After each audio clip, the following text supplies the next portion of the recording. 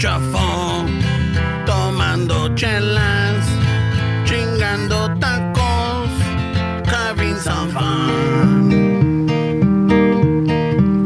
Chicano chafón, all kinds of masa. Fernie's all nervous. Give him a beer or two. Chicano chafón. Esteve's an asshole. Just lost some fans. Oh well, tough shit. Tough shit. Chicano chafón. Vamos el guapo. He tells good stories. Let's interrupt. We will. Chicano chafón. We love our friend. We hope you like this. If not, oh well, oh well, oh well, oh well, well. Ciao. Welcome to another episode of Chicano Shuffle. This is Ramon. This is Esteves. Fernando. And we are on location at the 5th annual Montebello Artfest. 5th annual, huh, bro? Yeah, you know. But Tiene what happened? éxito. Yeah, no, what happened to the other four? We're looking, ¿por qué no nos invitan, güey? Que llevamos un año. Yeah. Is this like our 1 year? Yeah, this is our 1 year episode right here. Oh, shit. You know, a year ago, the simple conversation and thought and like, hey, let's start a podcast is when it took place. It took flight. How has this year been for you, bro? You Have know you learned what? anything? Oh my God, I learned so much, believe it or not. Really? Yeah, I learned a lot. I learned that Tell me more. when it comes down to it, like my creativity may not be solving cancer or fucking figuring out what, you know, the Pythagorean theorem is or lo que sea. Nada de eso, güey. I found out that my hidden talent is that You studying for your SATs I again? could come up with bullshit for songs and I could come up with bullshit for, like, you know, parodies or lo que sea. Es donde me sale, la pendejada es donde me sale, güey. Yeah. And you know what? That is, I think in the long run, that's going to be a useful skill. Doña Meche, he does have talent. I don't care what anybody says in el pueblo allá en Jalisco. Esas pendejadas de qué te van a servir. Yeah. You know, I also learned... Con esas pendejadas nunca vas a comer, Ramón. Looks like he's done well for himself. I've learned...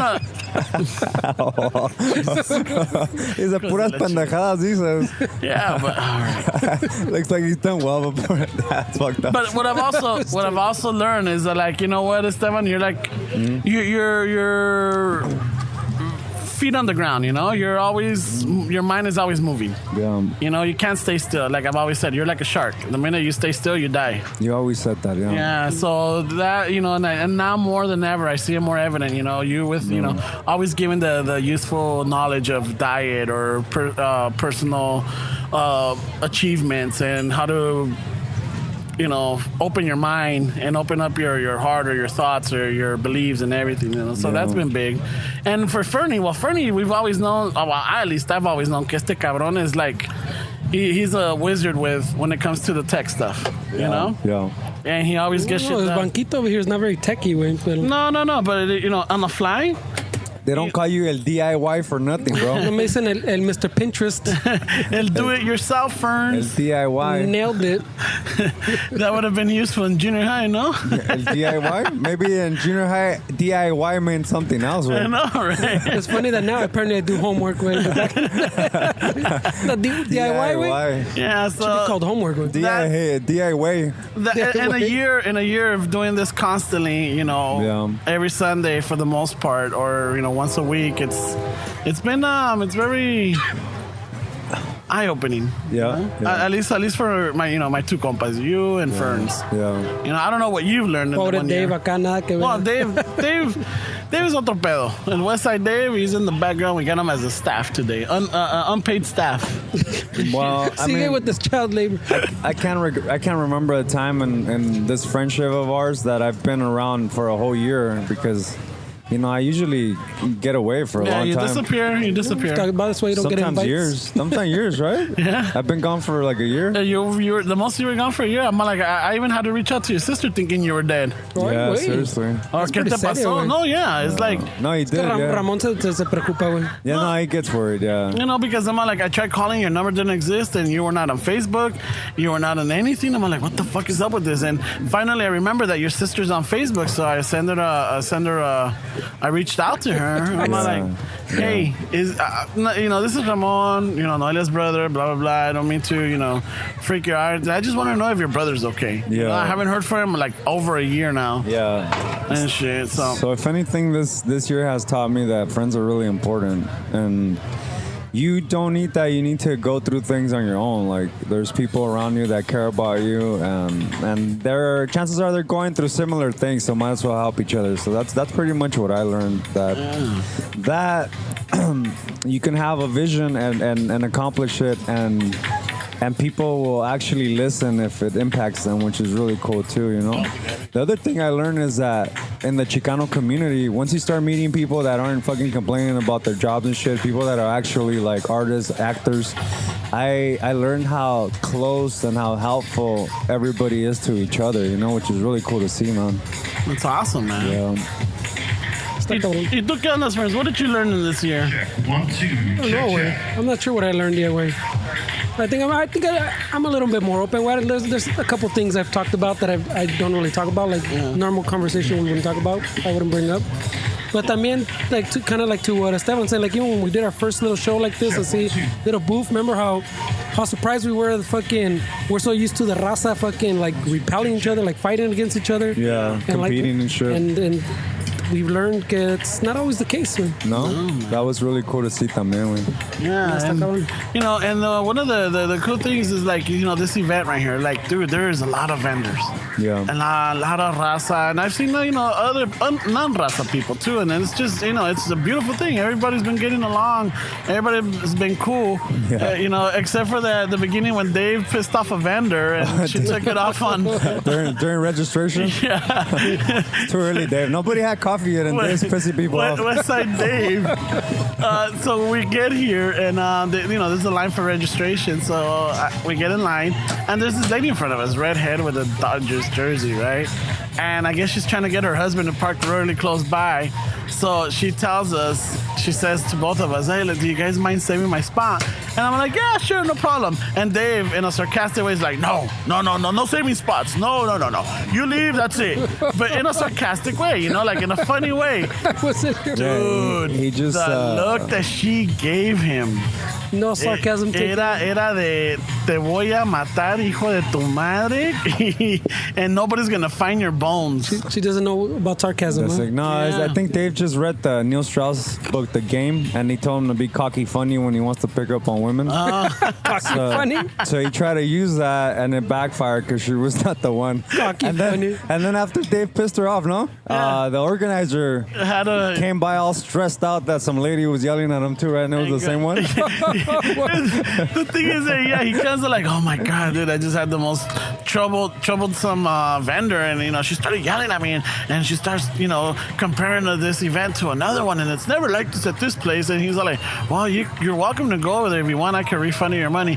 No, this will do, but I will stay here. But you know what? This is not organized. He's like, fuck. I guess every event has one, because remember the last one también? Remember the lady? Yeah, the one with the porta potties. East LA Cape. But Ramon fucking threw Westside Dave under the bus with the promoter because he explained how it's Dave's fault for being cocky funny. No, because and then That sounds about right. Ramon throwing someone under the bus. I ask him which lady is it to stay clear from her. I just like, oh, she's got red hair and a blue jersey. Like, oh, and me and Dave look at each other like, oh shit, is that the one? And yeah, sure enough, it was. I hope Dave is taking over my puesto, güey, as the fall guy. No, Dave No, ma, es que es Fernando. It's because Dave he pulled the all-nighter last night, so his cognitive reaction and thinking is not really... It's not on point today. It's not like the kids say these days, 100. Al 100. Al 100. It's not a hundo. So we had made arrangements, right? we had talked about during the week that I wanted to be here early on today. Bye, Cynthia. Bye. Bye. Thank you. Thank you very much. That's a nice immigrant measure. Salieron chingonas, güey. I know. Esa piratería, right? Yeah, so that's... I know. Well, this comes out on Tuesday, but you know the Rasta's always trying to fucking make a dime, no? Yeah. So there was a few guys earlier while we were taking pictures with our Hollywood friends, and they try to sell us because this is on Saturday, so tonight Canelo and Triple G are fighting. They actually fucking made pirata shirts of the fight. And an event where there's a lot of vendors selling merchandise. Where people paid for a booth. Yeah, I know. For a booth. I know, exactly, right? And they're just walking around, and then when we finish taking pictures of these celebrities, the style organizer right Hollywood in front friends. of us, and they're trying to sell the shirts with the organizer in front of him. He's just like, he was a little bit upset about that. But yeah, so going back to Dave, Westside Dave. So Dave was supposed to be at my house by 7:30. 7:38 comes and nothing, so I text him like, hey, did you fall asleep or what? I think his parents listen to this, dude. No. You might want to not get into the details I'm not gonna get into of what happened in what happened in West Hollywood last night. No, it wasn't West Hollywood. You know, but wasn't he at the Akbar? But I'm like, Dave, did you fucking fall asleep again? And or no, did you just fall asleep and he didn't answer? And then it was like, maybe a couple minutes to like, dude, I'm sorry. If you want, you can head on in, and I'm on my way. I'm like, nah, don't worry, dude. I'll wait for you. We got time. So yeah, and everything. And Dave, dude, is like, he looks like he partied, man. Yeah. It looks like Dave partied. He just got like 2 hours of sleep. And I'm like, he's still wearing his clothes from last night. Yeah, and he's like, no, I'm not. Yeah. No, I'm not. This is the stuff that I wear every day. I'm not. He partied last night because he's wearing a button-up shirt, and one of the flaps on the right side is untucked. and where to park. Instead of being he brought his dress shoes to the park. all he's missing is his little sport jacket with the elbow pad or the elbow patch on it. I'm like, really, Dave? Those bus drivers are cruel, Dave. It's okay to party, man. There's no problem. No. Westside Dave. I didn't party. Westside Dave is keeping the Dockers khaki khaki pants company in business. He's keeping them busy, man. Yeah. So freaking. So that was the thing. We get here and then Dave. He's back there like this. I know. He's saying cut it out. No. But then we get here and then he's pissing off vendors. He is pissing off vendors. Giving the organizer a hard time. I know, Dave. Like, come on, Dave. Dave, we can't take you anywhere, Dave. Yeah, maybe that's gonna be the next name of the hurricane. Hurricane Dave. Hurricane Dave. Yeah, even our celebrity friends were yelling at him because he was sleeping. He took a little nap. He's been partying, man. No, yeah. I had to yell at him to bring water. But you gonna tell the fans about his virote fucking trip? So, qué cruel, güey. So once we finished setting up, and then it was Dave, myself, and then Esteban were here. So once they gave us our spot, we rushed it, just to set up because the sun was starting to get a little warm. Yeah. And you're all like, I liked your idea, like, hey, dude, let's just get this shit out of the way before it gets really hot. Yeah. I'm like, all right, boom, we set it up, boom, and everything. Once we were done, then you told Dave, you gotta drink water, dude. You look like you're like dehydrated. And he was stubborn. Yeah, no, I don't need water. I had plenty of water when I was younger. I know, right? I only drink alkaline water that's pH 7.3. And then it's brought from the Himalayas. Yeah, that's how I drink. That's how I drink. I don't drink water unless I put some Himalayan salt in it. So I'm like, come on, Dave, just go get water, whatever. And then so he went to La Superior. As a Superior runner? Yeah, there's right like across 2 the blocks. street, Yeah, a block over. No, across the street. It's right there. Yeah, it's still building. No peleen, where the Superior is at. Está right. Es que lo dice como si no lo conoce, güey. No, like I thought it was 2 blocks over, but it's one. It's just Ramon right likes there. to scout vendors. You guys always fight to see who's more Islos. Oh my God. Me or you? No, wait, that's Superior. Oh, I see the fucking sign. Okay. Okay. So se arranca, and he goes, and then he gets water, and then he comes back with una bolsa with 4 bolillos. Was it cuatro? 4 bolillos. Yeah, 4 bolillos, recién hechos. They're like, dude, they were warm. Yeah. I couldn't let them stay there. Yeah. They needed a new home. so then. Ay, güey. The fuck? No, Ya shit. empezó el punchis, güey. Oh, man. A maximum power. Se va a poner cabrón, güey. Se va a poner cabrón, güey. So, Ramon was pissed because Dave brought the virotas or the teleras that were plain. He didn't bring the ones that had beans and cheese and he wanted some of that Philadelphia cream cheese in it. He just brought them. So he's like, what am I going to do with these, Dave? Oh, shit. Poor Dave, man. He never Dave's satisfies the choco. These are the best, dude. They're just warm. They just came out of the oven. They're like, you could eat them by themselves. I'm like, Dave, they got a kitchen there. It wasn't hard to get beans and maybe some little quesito on the side, you know? Yeah, right. Oh, shit. Yeah. What happened? So is this the intro? Because I don't know if I want to talk in past tense. No, this is the intro. So we don't know we're interviewing yet? No, well, we saw a couple of people. No. Fucking shit up. Cut. No, we already made arrangements. We're going to get some people right now. But just so that you know, we're at the 5th annual Montebello Artfest, you know, and as you can hear, they were getting the sound ready and everybody's getting ready and it's going to be a good time. So I think we should take a break right now and then we'll be right back.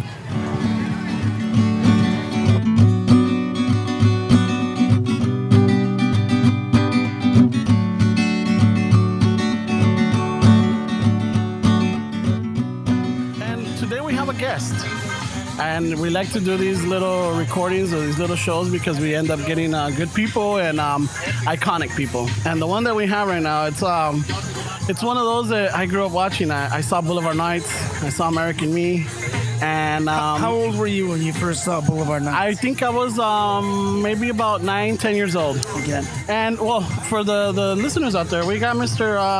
Danny De La Paz, a.k.a. Puppet from American Me and a.k.a. Chuco from Boulevard Nights. You know, so... Thank you for letting me be here to kick it with you guys. Oh, man, no problem, man. It's our pleasure, man. It's like, it's one of those things that, like, I remember, I don't know about these guys, but I remember watching American Me. And like, dude, you're like firme, dude. You're like hardcore, like, you know. That was the movie then. Yeah, that was the movie. But not only that, well, you know, that was such a great role to be blessed to play that part. And I remember in that year, all the actors that were active in that time, everybody wanted to play that particular role. Oh, wow. Because there was so many parts in the movie, and it was such a big story with so many characters that you thought that if you weren't the stars of the film, you were not going to be remembered. Oh, wow, yeah. That makes sense. And so that particular part, you know, that he did something that would cause people to remember him if you seen the movie. Yeah, it was a memorable role. It was. And and I remember watching it, and it's like that famous line, and I'm sure you heard it over and over, don't look at me, little puppy. It wasn't famous when we did it. No, it wasn't. But as a couple of weeks after it came out, I started hearing people saying it, and I was like, why are they saying that line? I could not figure out like what the deal was. But then pretty soon everybody was doing it and it just took off. And I think it's more because at least for me when I saw that, I mean, I was so engulfed. I was like in my teens. This is what, in 92? Mm-hmm. Yeah, when it came out, I was like 13, 14 when I saw it.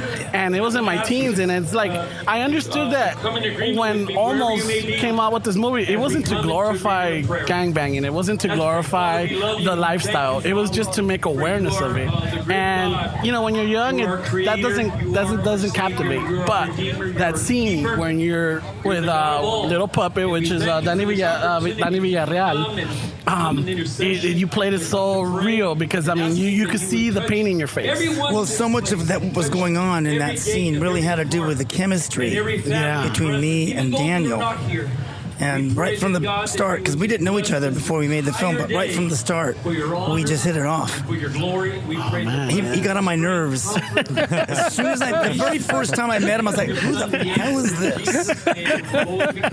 And he was like you. He was laughing all the time and joking on the plane. And I was in one of those, blue moods. Yeah. And there he was, Mr. Comedy, right? Mr. You know what talker. Yeah, you can say shit talker. Yeah, Mr. Shit talker from way back in the day. Oh man, he loves it. Yeah, no, and I'm sure he's I talked to him. He's like one of those quiet shit talkers. Oh, he's not loud about it. I guess it's one of those when he's got to know you and everything that you know when his. But before he knows you, it's already going on in that little sick mind of his.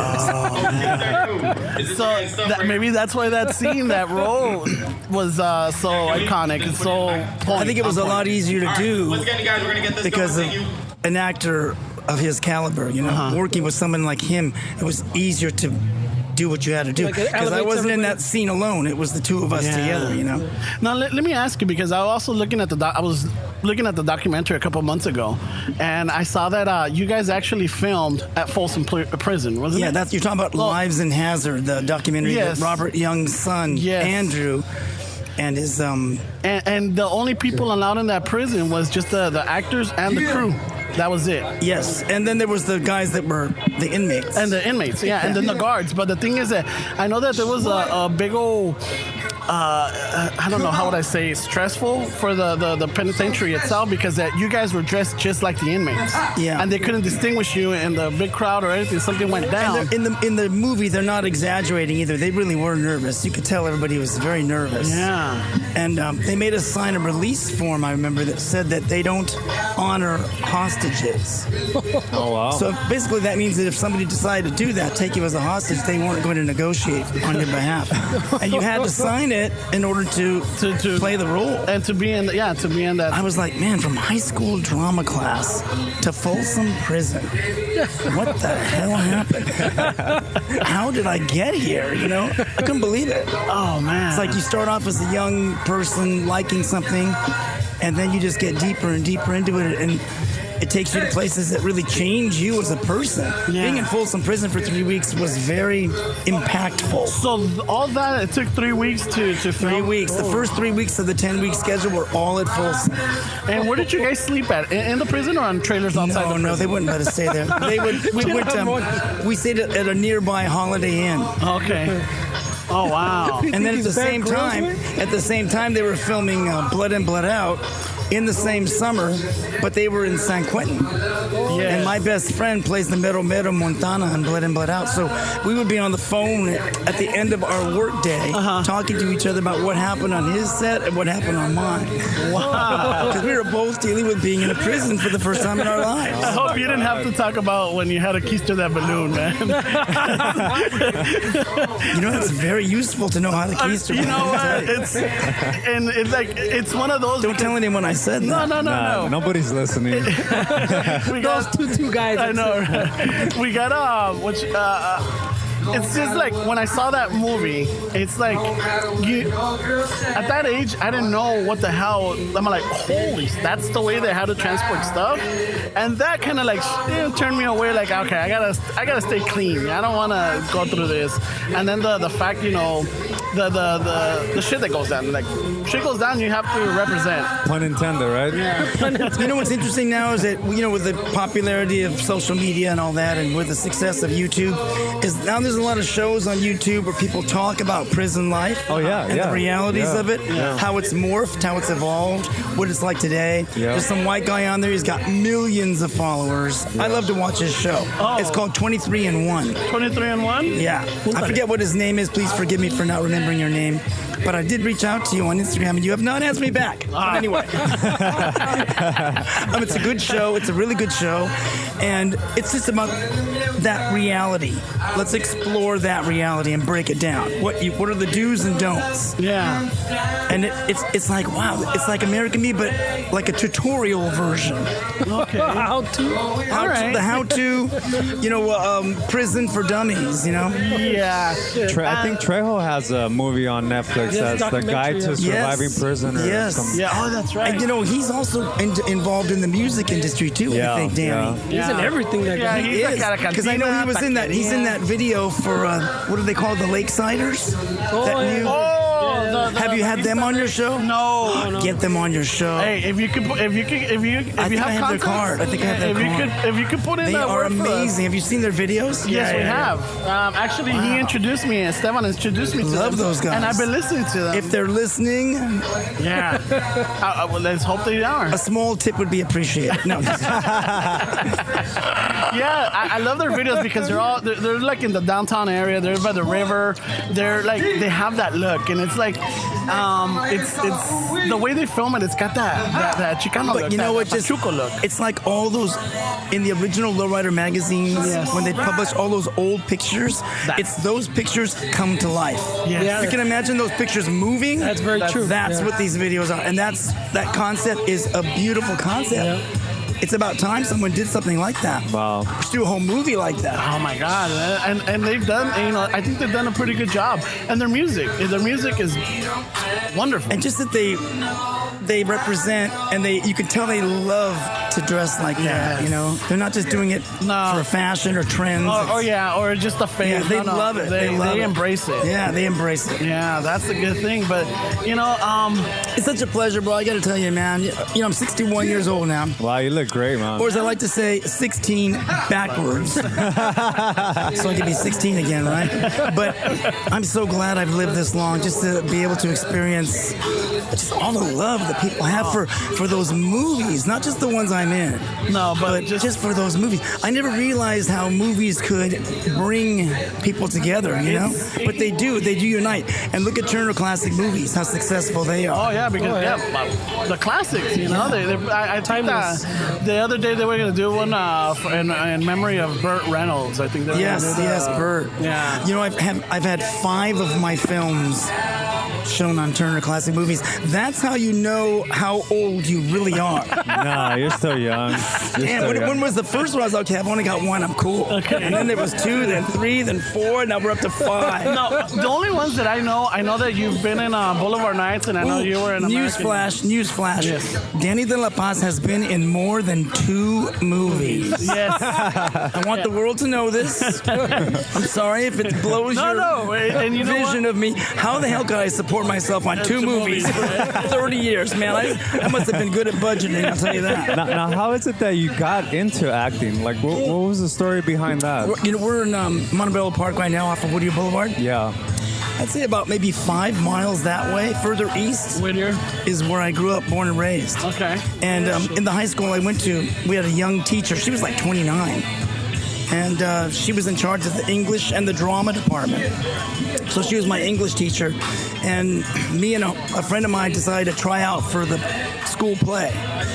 And that was it. Wow. I got a taste of that drug, and I was just hooked. Yeah, it's hooked. Right? So you said you got a taste. What was it that you felt? Well, when we started rehearsing, because you'd go to school in the day, and then after school you'd rehearse. Yeah. So you wouldn't get home till like 5 or 6 o'clock at night. Yeah.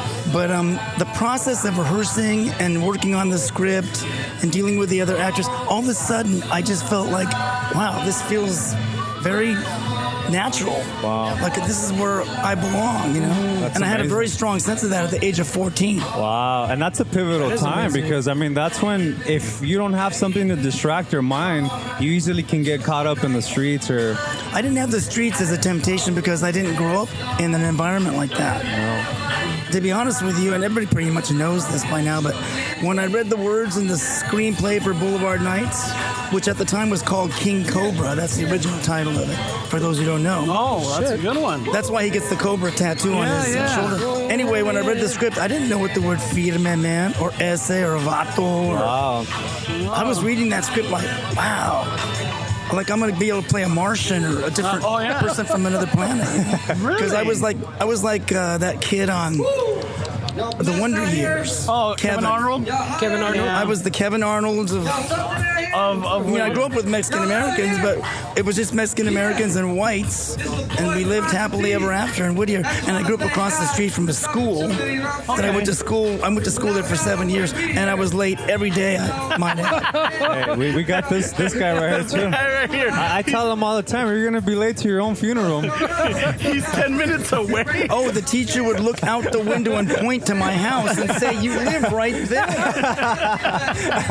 Well, that's why I was late, because I'd wait till the last minute. Because you got plenty of time. Oh man. See, I But anyway, in that environment, there wasn't gangs. Nobody ever said, "Where you from?" I didn't know. I just had my Schwinn bicycle, Dodger games, Oh man. cards that I used to attach to the spokes of my wheels. Oh yeah. Be a paper boy. So And you didn't get to like, hey, where you from, man? no, I didn't get into Al that. ratos with But I that. used to go to visit my aunt's house on the weekend in East LA. This is in the 60s.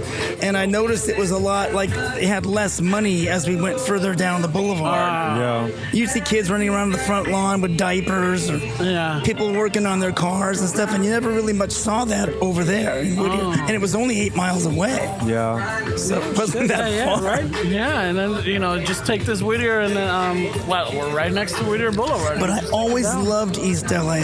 I did. There was something about it that drew me to it. But Boulevard Nights was really my baptism into Chicanismo. Oh, okay. That's what woke me up, was being in that movie, playing that part. Having to walk in the shoes of a cholo kind of changed the way I looked at life. Really? Yeah, in an incredible way. It was a whole new game after Boulevard Nights. I had a life that led up to the day that movie opened, and then that life was done. It was over. Wow. And the morning of that movie opened, which was Friday, March 23, 1979, Yes. that was my new life that I was going to have until now. Wow, that's a And the powerful old moment. thing, just kind of like, a snake shedding its skin, Yeah. it was just left behind. Oh, shit. And I moved on. So you But, found yeah. your path? Yeah, I did find my path. And I did realize something toward the latter part of it, too, that it wasn't about me. Yeah. When you're young, it's Marsha. Yeah, you know? exactly. It's all about me, my world. Oh, And then my God. all that attention just further makes the ego go crazy. You have to learn how to deal gracefully with people's admiration or whatever, because you could get carried away if you start to fill your ego up like that. Yeah. But it took me a lot of years to figure that one out. But at least you got there. I did get there. You know, there's some people that's still clueless. I'm actually, not obnoxious at 61, so it's not too bad. Now let me ask you, how was it working with Edward James Olmos? Because I was looking at the documentary, and it was very stressful. I loved it. You did? Oh my God, the way he did it was so spiritual. The very first day before we shot 1 foot of film, he got the whole cast and crew together, and we said a prayer. Wow. For the whole enterprise, that we would be blessed in the making of it, and the reasons why we were doing it was to bring awareness, Yes. and to maybe help heal this cancer that's in our cultura. Yeah. It wasn't about judging anybody. It wasn't about encouraging anybody to lead a certain lifestyle. It wasn't about anything like that. And if you watch that movie and you watch it carefully, you don't feel like we're glorifying anything. No. We did change the truth of what really happened. It was manipulated a bit for the film, and for that I will say that people can criticize it, and they're very, they have the right to do that, absolutely, because we did change it. But we also fictionalized the name, and made it something else. Yeah. Because it isn't really. It was based on a story of a man, but it wasn't his exact story. Yeah, it's like they it's a changed. movie, Yeah. And They out always of change. respect for him and his family, changed. at least they should know that I know that we weren't really telling his story per se. Yeah. He was just an inspiration for the story. He was an inspiration. That's why it says inspired by a true story. And that word inspired is very important for people to look definitely. at. It's all in the details. It really is. It's in the fine print, right? Yeah, because Have you ever blown up the line on your checkbook where you sign your name? No. Blow it up Blow it sometime. up? Blow up the line. Blow it up and tell me what you see. You got Instagram, right? That's a little door to a rabbit hole right there I just gave you. Uh-oh. So if you fall into the hole, don't blame me. This will turn into a conspiracy theory podcast. I know. Don't get me started. But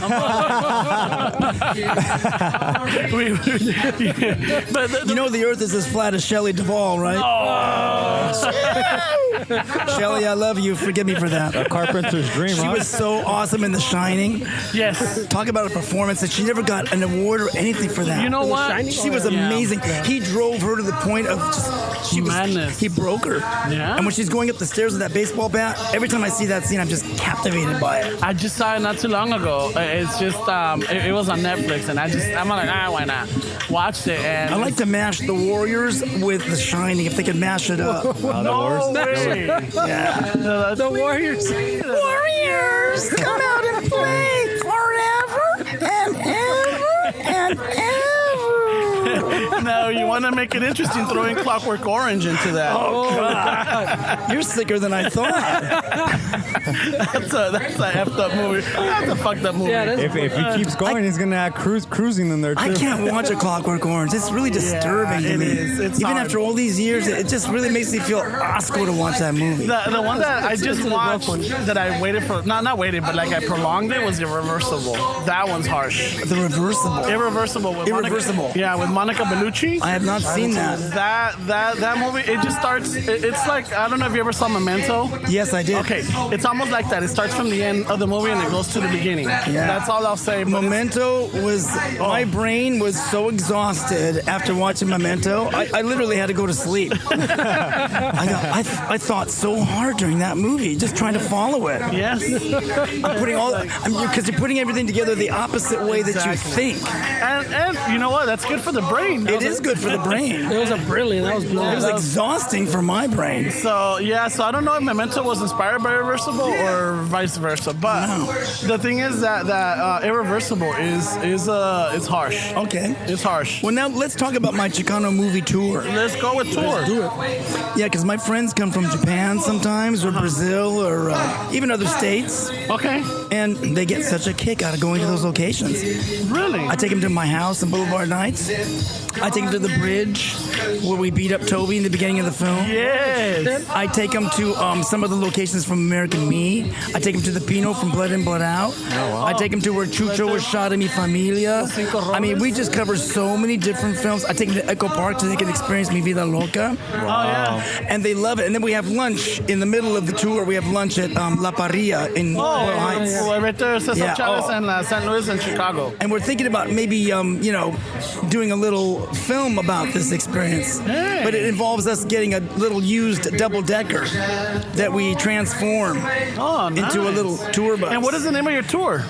Well, this year, the tour that we have is called the Tacos and Gas Tour. Tacos and gas tour. Yeah, because we feel that that's all you really need to function is tacos and gas.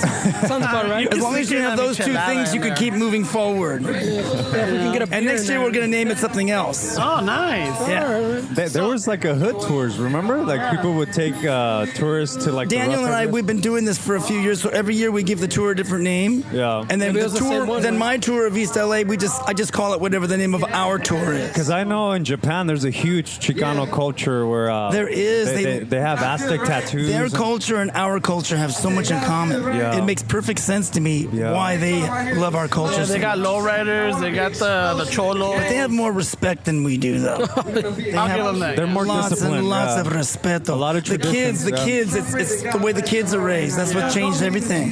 That is true. It's very true. Yeah, man. I was just, I haven't been there in about 8 years, and I'm going again in a couple of weeks. Nice. Yeah, I got my bobblehead over there being sold in a couple of shops, and I'm gonna go visit the shops. And I'm also going for a beach cruise, a lowrider beach cruise for one weekend, and then a car show the next weekend. It's gonna be so much fun. I hope That's you record amazing. this. I hope you record this. And I somehow- haven't been there. I've been many times, but I haven't been in the past 8 years. So I want to see how much lowriding has changed, and what are the young people into now, and has the digital thing made them more disconnected, like it has American kids? Yeah. Because they were into cell phones way before we were. Oh, yeah, definitely. Yeah, that's I was there in '96, my first time, and everybody had a cell phone. I was like, wow.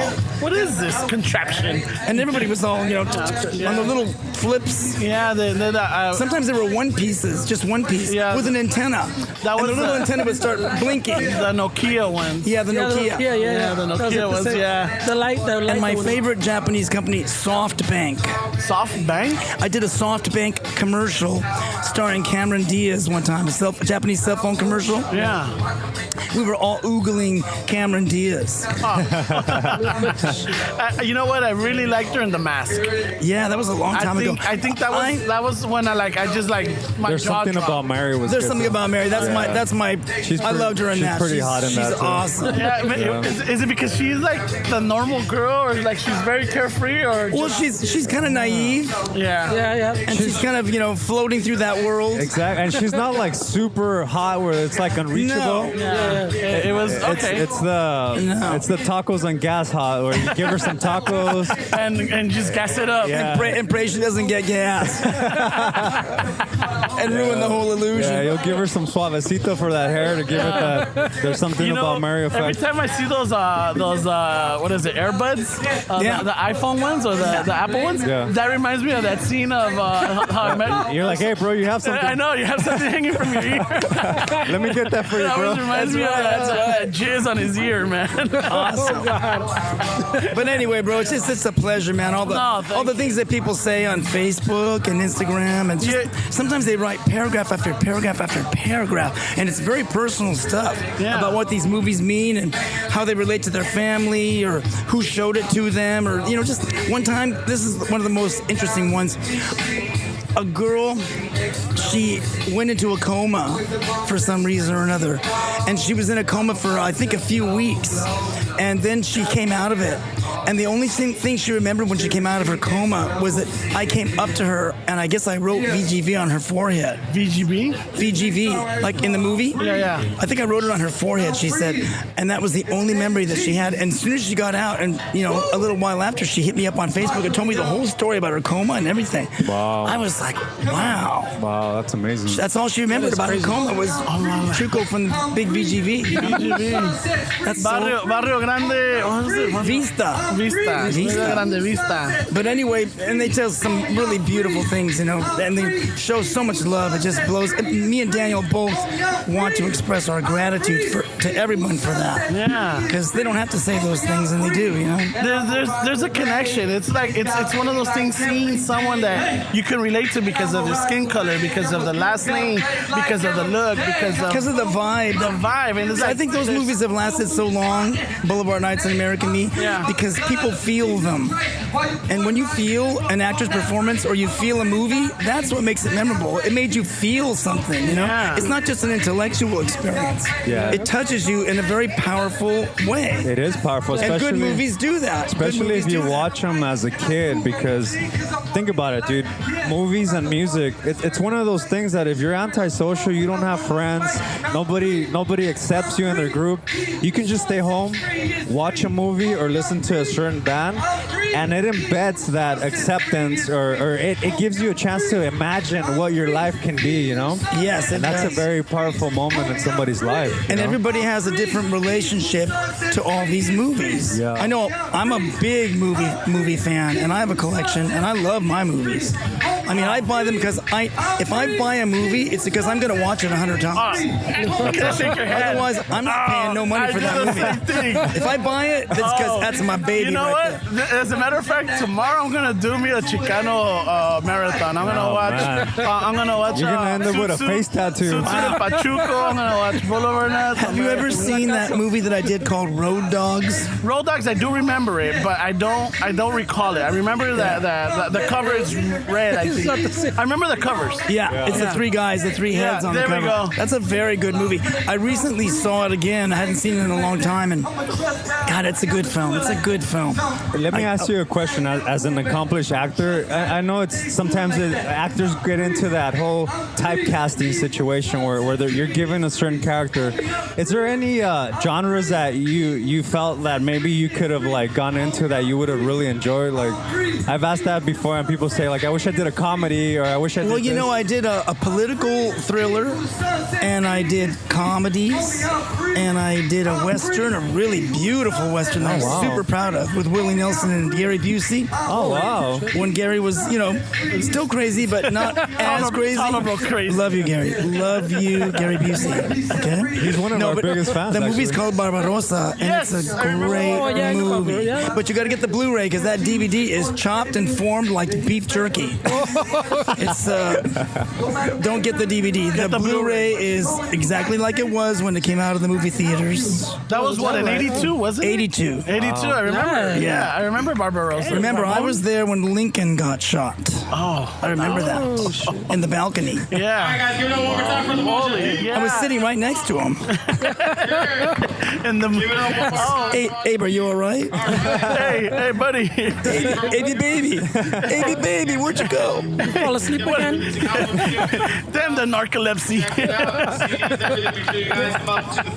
These narcoleptics are everywhere. We really gotta get you to see somebody for that, sir.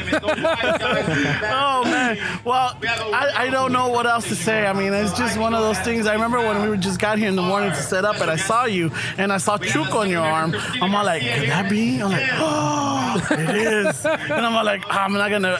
He's like, he's still alive. This guy's a big one fan. I thought I saw him on TCM Remembers. Didn't they just do a memorandum? Can I just get a little tiny shout out? Sure. In memory of our beloved Vanessa Marquez that passed away a little over a week ago. Vanessa Marquez. She was an actress. She was in ER, and she's also in Stand and Deliver with Danny. In fact, Danny is putting together a memorial for her that I'm sure he'll mention when you guys talk to him. Yeah. So make sure he mentions that. Definitely. Him and the cast of Stand and Deliver are creating a memorial for Vanessa, but I just want to say a word for her because she was a beautiful person. And, I hope TCM remembers her too. You never know. They might. Yeah. They remembered Lupe Ontiveros when she passed. You know what? That was a good one. And also, who was Elizabeth Peña? Yes, they remembered her as well. Yes. She was. Yeah, I remember. It was one of my. That helps me. Like I watch it all the time, and I tell myself, okay, now just picture you're the next name. Picture you're the next name. Really? And you know what? I was cool with it. I go, yes, that's such a nice way to just exit, stage right. Because I know I'm going to go somewhere else, so I'm not tripping, No. After a while, you've been to the party, and you've had a really good time. And you've done everything there is to do at the party. It's not like you're missing out on anything. The party's over and you can leave. It's real. Accept it, yeah. My thing, a good point is like whenever I was at the height of the party, when I was at my best, I would leave. Oh, great! I would leave. You're gonna leave a very good corpse. Well, there's a famous line that they say that the key to attending a party is knowing when to leave. Or the one I like is when you pick up the phone and you get the message. Hang up. That's how you get addicted to drugs, is you don't hang up. That's cool. That was the move. Remember the collect calls where they would tell you, what's your name? Yes. Hey, Ramon, pick me up. And then the guy would be like, hello? Hey, Ramon, pick me up. Oh, no, denied. Hey, let's go pick up Ramon. I was used to do that with He's my ready. Mom. Have my mom pick me up. Yeah. Mom, come pick me up. Oh, you have a collect call from, Amma, pick me up. Anyway, let me answer your question, though, because I didn't get the answer, but I would like to play a person who can speak to those on the other side. Okay. That's the role. Like a medium? I've been studying a lot of mediums. I don't think I know which ones are BS from which ones are real. But the real ones, I love watching their behavior, and there would be little bits and pieces I would take from all of them to create an amalgamation of them. Wow. But that's a role that would stimulate me. When I get stimulated, I could do really, really good in films. But I gotta get stimulated. Yeah, it's gotta get you in the core. That's why I can't play a lot of parts. No. Like, if I don't get like a hard on, I can't do it. Right. Yeah. So have you opened up your third eye when it comes to stuff like that? It's been blinking lately. You need to decalcify it. I don't use fluoride, bro. There you go. Yeah, in fact, my toothpaste is black. No, I'm not making a joke. You decalcify. Did you know that my toothpaste is black? Yeah, The charcoal. The charcoal. Yes, you have to be careful when you spit because it's messy. Yeah. It's not white. It's like It is really messy. Remember, Isn't it? One time I get like blood spatter all over the bathroom. Yeah, it looks like you killed a beetle or something. Holy shit! I sent you guys a picture of it, and my teeth were black, and you guys are like, "What the fuck's your wrong teeth, with you?" everything's black. You guys thought I was really high. Remember? I thought you were going dark on us. I did think you're This all guy's high. chewing on charcoal. See, I thought that was queso plus. Yeah, Queso. es el queso plus. Es el queso plus. El queso plus. We love El queso plus. Hey, thank you very much for your time. Hey, no, I appreciate thank it you. so much. Thank you. Much love to all of you. Much love, much love, much Is love. there any websites that you have that you want to plug in that people can go check out your stuff? Anything that? Or We your didn't even talk about the documentary. Oh my God, we'll do this some other time. But I have a documentary I've been working on for 3 years. It's called The Life and Times of Jose Sarria. Okay. And we're going to be finished with it after 3 years at the end of this year. Okay, cool. And I'm very proud of it. It's about a man's life. He passed away a few years ago at the age of 90, but he's one of those unsung heroes, somebody whose life people should know what this guy, who this guy was and what he did. when he was here. Oh man. So anyway, my good friend Joe Costello is the director, and I'm one of the producers. Nice. Anyway, much love to all of you. Thank you so very much. And we'll just right now before we leave, we'll just take a quick picture. Yes, of course. Thank you. All right. Please. Awesome, man. That was awesome. Thank you.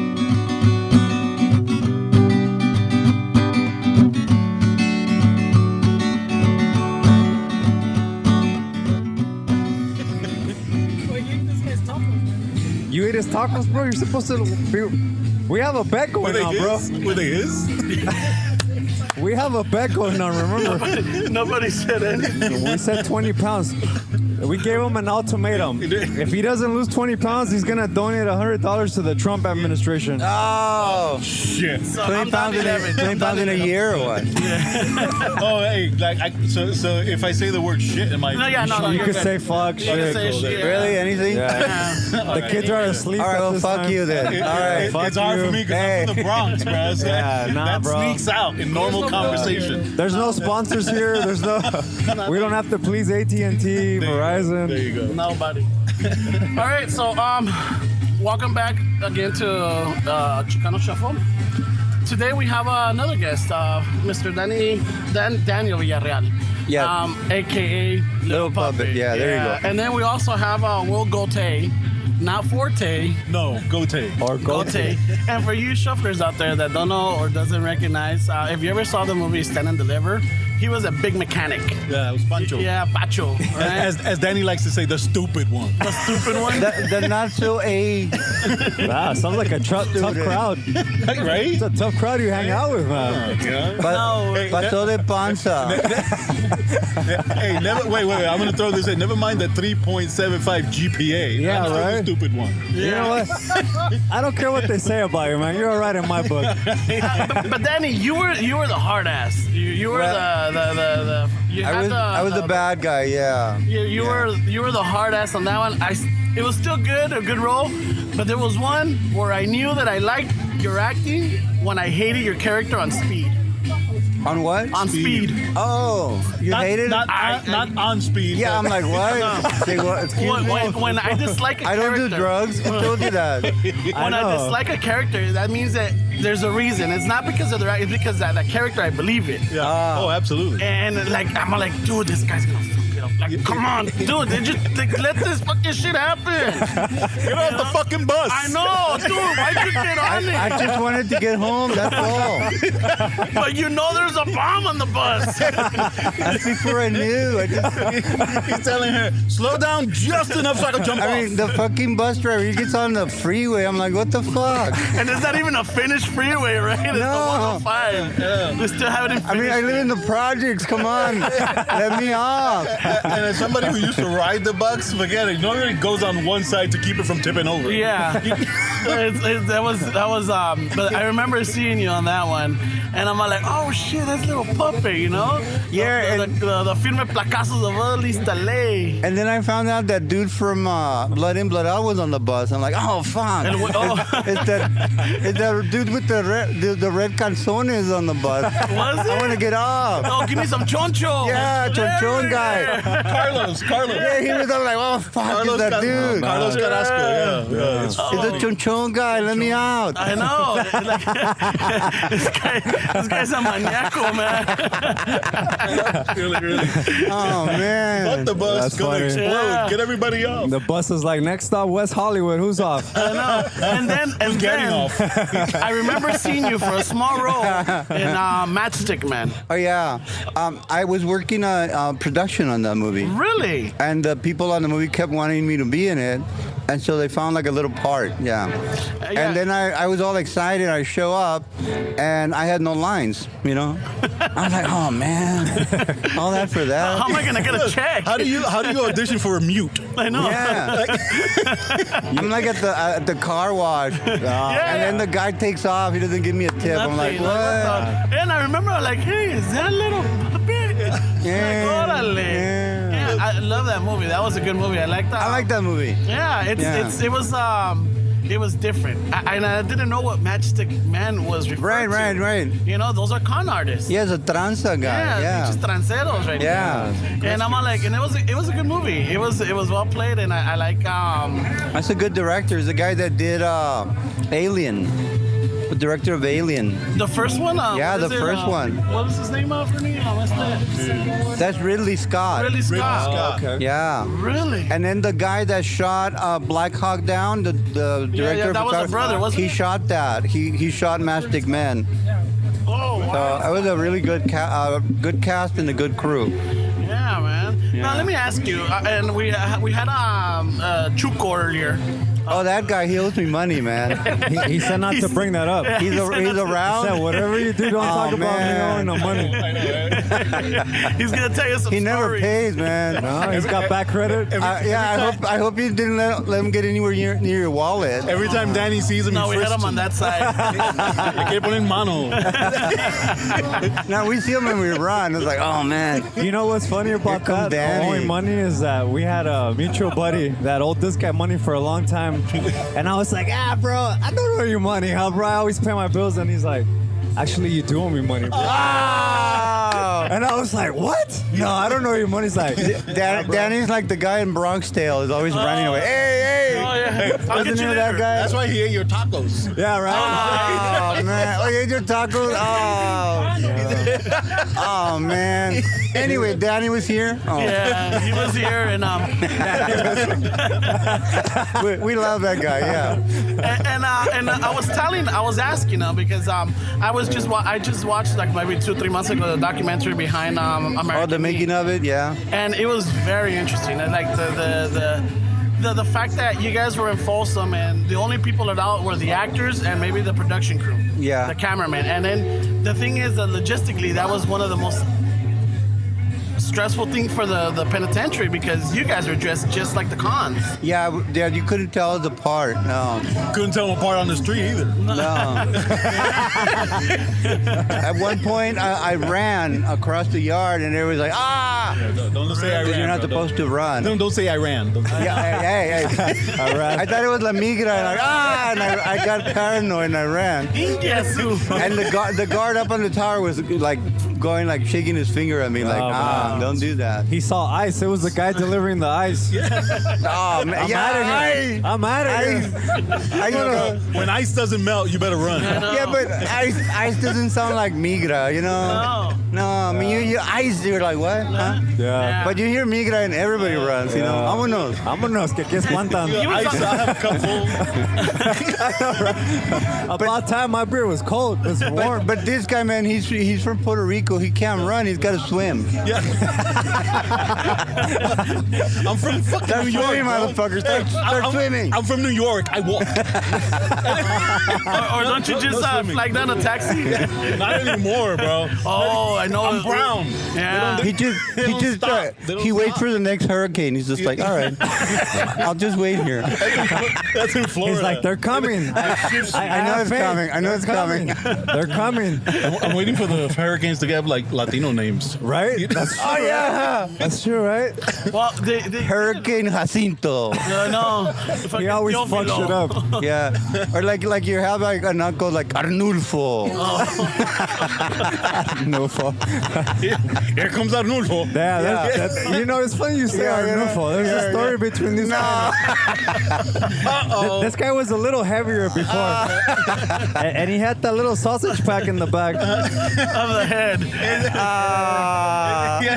And it looked like a face. It was It's a personal fanny pack. So depending how I would tip my head, it looked like he was angry or serious. Yeah. Never smiling. So it's always like, serious or encabronado, el güey. mad. Right? So I go, you two-faced. That's not it, bro. No, we're drinking one time. I'm like, what the fuck are you looking at, bro? I was giving my back to them, and we're all a little tipsy, right? And next thing you know, like, hey, what the fuck? Why are you looking at me, dirt? Why are you mad dogging? And he's looking around like, what's going on? Like, oh shit, it's the back of your head. And we named it Arnulfo. We named it Arnulfo, bro. We did. Fanny pack, We did, right? We We're losing the set here. Anyway, so you were saying Danny was here? Yeah, he owes you money. He owes you money. Yeah, tell me he owes me money if you see him. It's just like it's one of those. Where? It's kind of surreal having you here and seeing you around, because I remember I saw you once at Santa Fe Spring Swap Meet. Oh yeah. You had the little shop. Yeah, we go there from time to time. And you went in, and I'm passing by and I saw you. You were by the stage. Yeah. And I passed by and I saw you, and I'm like, oh, holy shit, that's little puppy. That's little puppy. And I tried to get your attention, but you it looks like you went in and you went out. You know? Did I have a little bag in my hand? 'Cause sometimes I'm working, you know? Yeah, no. He bought the casatinas, the 5 for 10. I can't stop, you know? No, If you give me a little brown bag, I can't Once you get a stop. little puppet and like 10 fools turn around. And then he went in and out. You were watching the Tucanes cover, Brad? I got a little side job there, yeah. Why are you airing out his I know. business? I know. He's a stalker, man. He's like, this guy. This guy one time I was chasing you. He's gonna ask you for some chon chon. He's like, one time I saw you on the 605, you were doing community service. Hey, bro, why you putting me on blast, bro? This was like, one time I saw you in like Bogota, Colombia.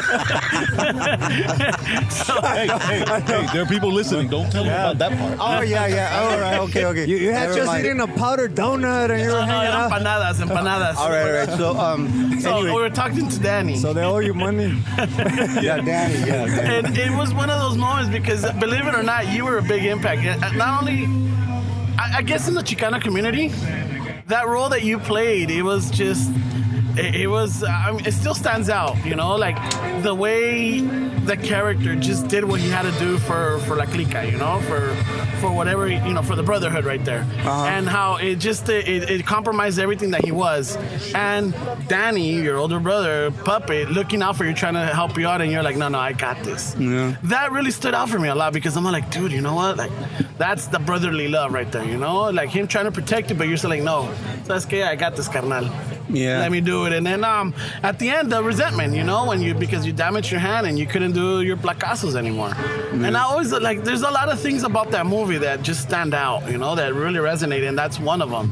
Yeah, it has you know, it's gotten better with time. You know. Your hand? Yeah, the hand. I can do my tatuajes now. Don't even go there. Yeah. I found a really good. This is a comedy podcast. I found a really good therapist. The tattoos isn't what he's worried about. No. No, you know, the movie has a big following, you know. This guy's homie's been Oh, following. he's our homie. Yeah. I noticed that. Yeah, you had him. Yeah. So anyway, we came by because Willie stopped by to say hello. Yes. And on a serious note, we wanted to invite everyone on October 7th. Yep, October 7th, yeah. At LATC. From 3 p.m. to 6 p.m. We're doing a memorial for Vanessa Marquez, who was our co-star in played Stand Anita. and Deliver. Yeah, she played Anna. So go on Facebook. We're going to put on an invitation. Limited seating, so first come, first serve. Yeah. And if anyone wishes to donate, they can do so to the LATC. Yeah, LATC. Yes. And make their donations to the Los Angeles Theater Company. Yeah, because they have the Latino Lab over there. Oh, so okay. Jeff Rivas and stuff. People have been asking us if we're going to do like a GoFundMe, or we're just taking donations. And Vanessa was big in theater, and so some of her last plays were over at. She did Demon Wine, and she did a couple other things that were really well received, and so we want to pay her, homage. We want to make sure that we send her off the right way, because she meant a lot to us. We want to celebrate her life. Absolutely. No worries. Because you know what, bro? Everybody dies. We're all gonna fucking die. Oh, yeah. So it's not about that moment in your life. It's about what happened beforehand. You know what I mean? What led you to that? How you celebrated? How you lived? And what you did? Yeah, and people in the media want us to talk about what happened to her, and we're not getting involved with that at this point. We just want to celebrate her After everything's done and the reports come in and all of that, then we'll address that. Yep. I mean, people could always Google Vanessa Marquez. They could always Google and see who she was and what she was about. Absolutely. And then, Absolutely. take it from there. Yeah, because she was, it wasn't until a couple years ago where she got terminally ill, and so there were a lot of things that kind of presented themselves to her and debilitated her. And so we want to make sure that everybody understands don't read everything or don't believe everything you read about her until, you know what I mean? She was our friend, and there were a lot of reasons that people don't know as fans. They don't know what goes on in people's personal lives. Definitely. Like Danny and his right hand or whatever. That's a different thing. So. and if anybody prints anything nasty, they're gonna have to deal with us. Thank you. No worries. Yeah, well, we'll definitely we'll have our take you over here. I'm looking at you, man. Don't look at Arnulfo. Don't look at me, little puppy. Don't look at me. I'm looking at the back of your head. Take it easy. Danny's like a crab. His eyes go like this. You don't know how many times I wanted to say that to little puppy. Don't look at me, little puppy. He's probably pretty white now, dude. When has he seen the sun? It's been a while. It's been a while, man. It's been a while. So yeah, we want to make sure that that we get the word out for her, and that people remember her in a good way. Now, if we wanted to share the information, is there a website or is there an Instagram or a Facebook page or anything? Well, it's they can go on my Facebook page, so Daniel Villarreal. Yeah. And we'll have the event there that people can click on and invite themselves. No worries. Yeah. Yeah. And other than that, I mean, what's... I know that you and Danny are doing the tours, right? You guys are doing tours? Yeah, we finished this year with a Tacos and Gas tour. We're done with that. Vegas was our last stop. The reason there was gas was because the tacos were shitty. there was a lot of gas, not enough tacos. Don't tell me they were hard shell tacos. Don't tell me it was the #1 Mexican restaurant, Taco Bell. They were puffy tacos. Oh my God. All right. Keep it classy. Keep it classy. Are you kidding me? Did you hear the first 10 minutes? It's a common. The kids are asleep already. If your kids are still up, it's your fault. I know, that's right. Wake them up. Let them learn something. Yeah. So our next tour will begin, next year. How many do you do a year? I don't know. We go wherever we can go. Tomorrow we're gonna be in. Hey, remember, he can only count to his 1s, 2s, and 3s. Yeah. So don't ask me, man. I don't know. I just know mañana. Mañana we're in Bellflower. Okay. Yeah.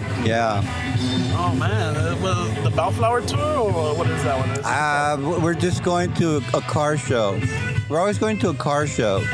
Oh man. In Bellflower. Yeah.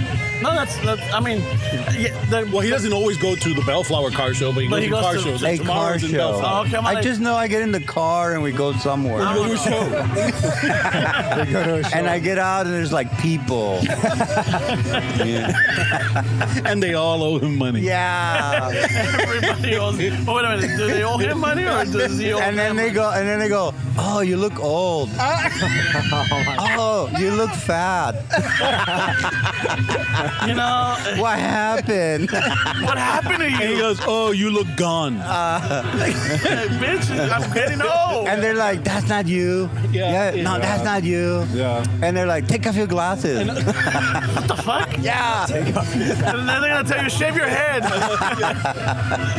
Put on these khakis. You don't look like old puppet, you look like an old sock. They're like, say the lines, say your lines. Oh, shit. No, we really enjoy it. That's funny. Everything we do is community based, you know. So we're always in the community. Yeah. And sometimes we stay at people's homes and all that. We have certain requirements. Like homes have to be clean and all that. You don't know what to steal unless you figure I out. mean, they got to be clean. Yeah. Danny puts on the gloves and he starts like, I don't know, man. I don't know. Like, I don't know, that sounds man. believable. Yeah, you know it. You know it. You might be joking, Yeah, but I'm like, no. I can actually see him doing that. Like, And then he's like, "Where's my pillow? Where's my pillow?" And I go, "It's around your neck." Oh, okay. That's why they didn't give me fucking wipies again. I told them. Yeah, but we're not talking about Danny though. No. he had his moment. Yeah, he did. So that Danny, or what is it, Danny or Daniel? Daniel, it's fine. Daniel, how'd you get into acting? Well, you know, I started out as a photographer. Really? And then I ended up, you know, in front of the camera. Yeah, it wasn't my plan.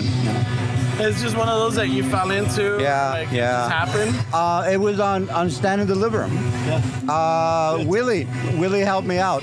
Yeah. You know the scene. You tell him the scene. The when we were rehearsing at the studio over at PBS, and the actor that was doing the scene, it wasn't working, you know, and so The guy who had my part. the guy that had the part, you know, Yeah, the original part. yeah, and then Ramon, I was talking to him and said, you know, Tom and Ramon. Yeah, Because- the producer and the director were having rehearsals. And they and I mentioned him, and because he's pretty hard ass. He looked more the part. The director and producer, the director told me go work with him on the scene. So we went out into the alleyway, you know, and I That's un churro. yeah, and I kept telling, you know, we're going over the scene, and I told Danny, every line that you're gonna, you know, say, just think in the back of your head, I'm gonna fucking kill your mother, you know. I'm gonna fucking. And Willie came up with the ones and the twos and the threes, you know.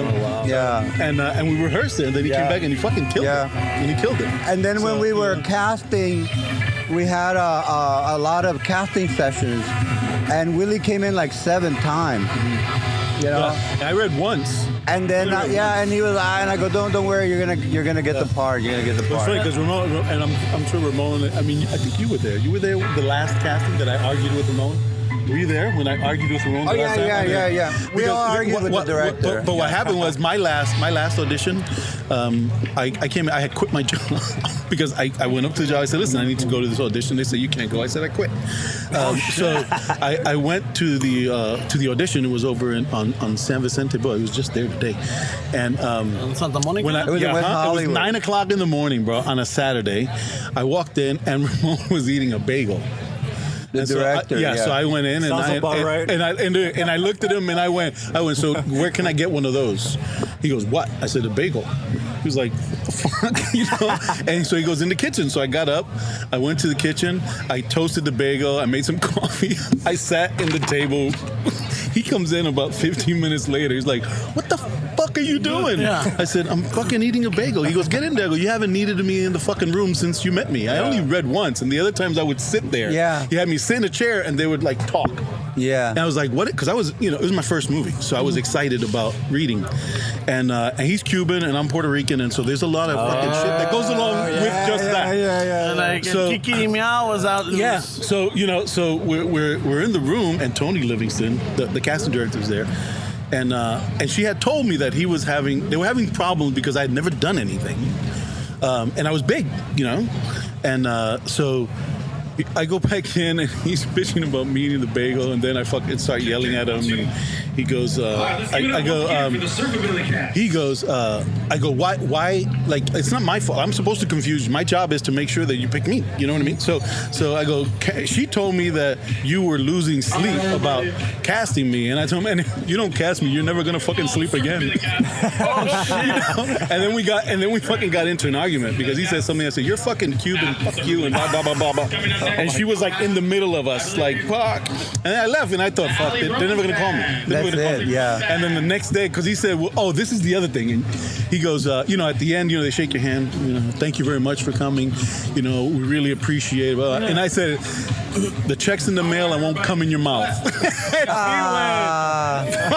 Fuck you. Oh my God. And then it got like really stupid. And then I left and I was like, fuck, shut up. Just shut up. And then they called me.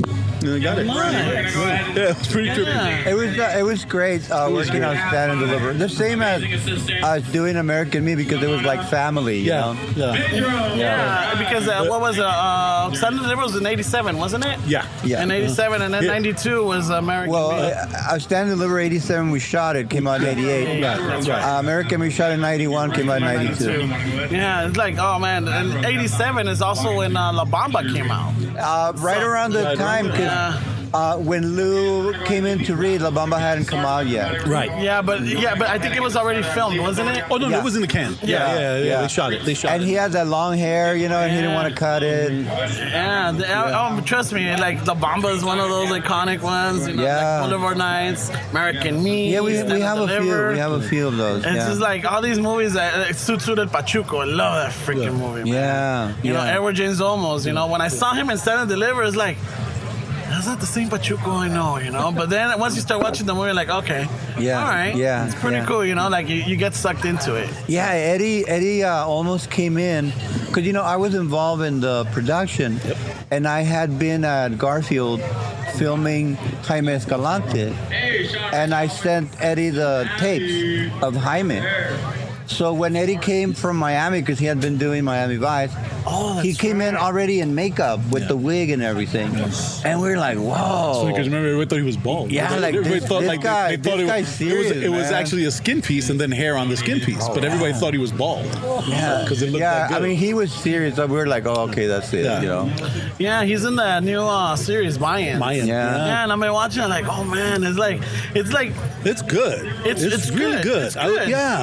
When I first started watching, I wasn't sure, because spin-offs are never like. But it was really good, man. He's here, really right? Did Richard make it? I don't know. Cabral? Carvajal. He's somewhere in here. Yeah, like he owes me money Coco. too. I owe him money. I better go. Look around, you see him crawling around. Oh man. He plays Coco, right? Yeah. I haven't seen it. No, you haven't seen it. It's a really good show. It's surprisingly good. Yes. Because normally you have one of these shows and like, it's a spin-off, it could go either way. But this one is like you get sucked in, We're getting some good shows, some interesting shows. Yeah, it's about time. This last episode where they were in the dog. The shelter. Hey, then the guy goes no weapons, and they start. Bam! Yeah, they start throwing it down. I'm like, oh shit, they're going old school on this one. But I did an after-school special called Gangs, right? This was back in Gangs, back in the day. And the director decided to use like real gang members as the opposite gang. And it was me and it was this guy. Raymond Cruz was it? Raymond Cruz, yeah. It was Panchito Gomez. Panchito. We were all in the cast, and so I hear that, and I go up to the cast because I hear they're blocking the fight scene, and and I go up to the cast and I go, you guys better be ready to fucking fight because they're gonna fucking hit for real. They're gonna hit for real. And so the director, the idea was he was gonna be in between everybody while the fight's going on, and he's gonna have the camera, and he yells action, and we just started. I actually went through, broke this garage door that we were fighting in front of because I threw the guy against it, and then he picked me up and he almost knocked the air conditioner. Wow. The good thing was that when he yelled cut, everybody fucking stopped. And then the gang members kind of looked at us, and we looked at them, and it was like, cool. Wow. So funny. So funny, dude. So funny. Yeah, because I was looking at it going, fuck, you better get ready for this, dude. Good thing they didn't throw you a Cuban gangster. Man. I'd be in jail. I'd be asking, where's my pillow? He shows up and it's Ramon from Canada. I can take him. Your chunch. I can take him. Yeah, I'll take Ramon. You want another bagel? No, but back in the day, there were like not that many projects, you know. No. Now there's a lot more work. There's a lot of more opening for the raza. I've noticed there's a lot of more. Absolutely. Weren't you trying out for the Mayans? Yes, or you I were was. pissed off? I was. Dude, so what? You can still. Well, I can't. I was just actually. It's an ongoing thing. You know, every gang needs a mascot. I know, right? I could be the funny one. Hey, what you doing? Arnulfo, cut. I don't cut for you. The director be saying, turning around.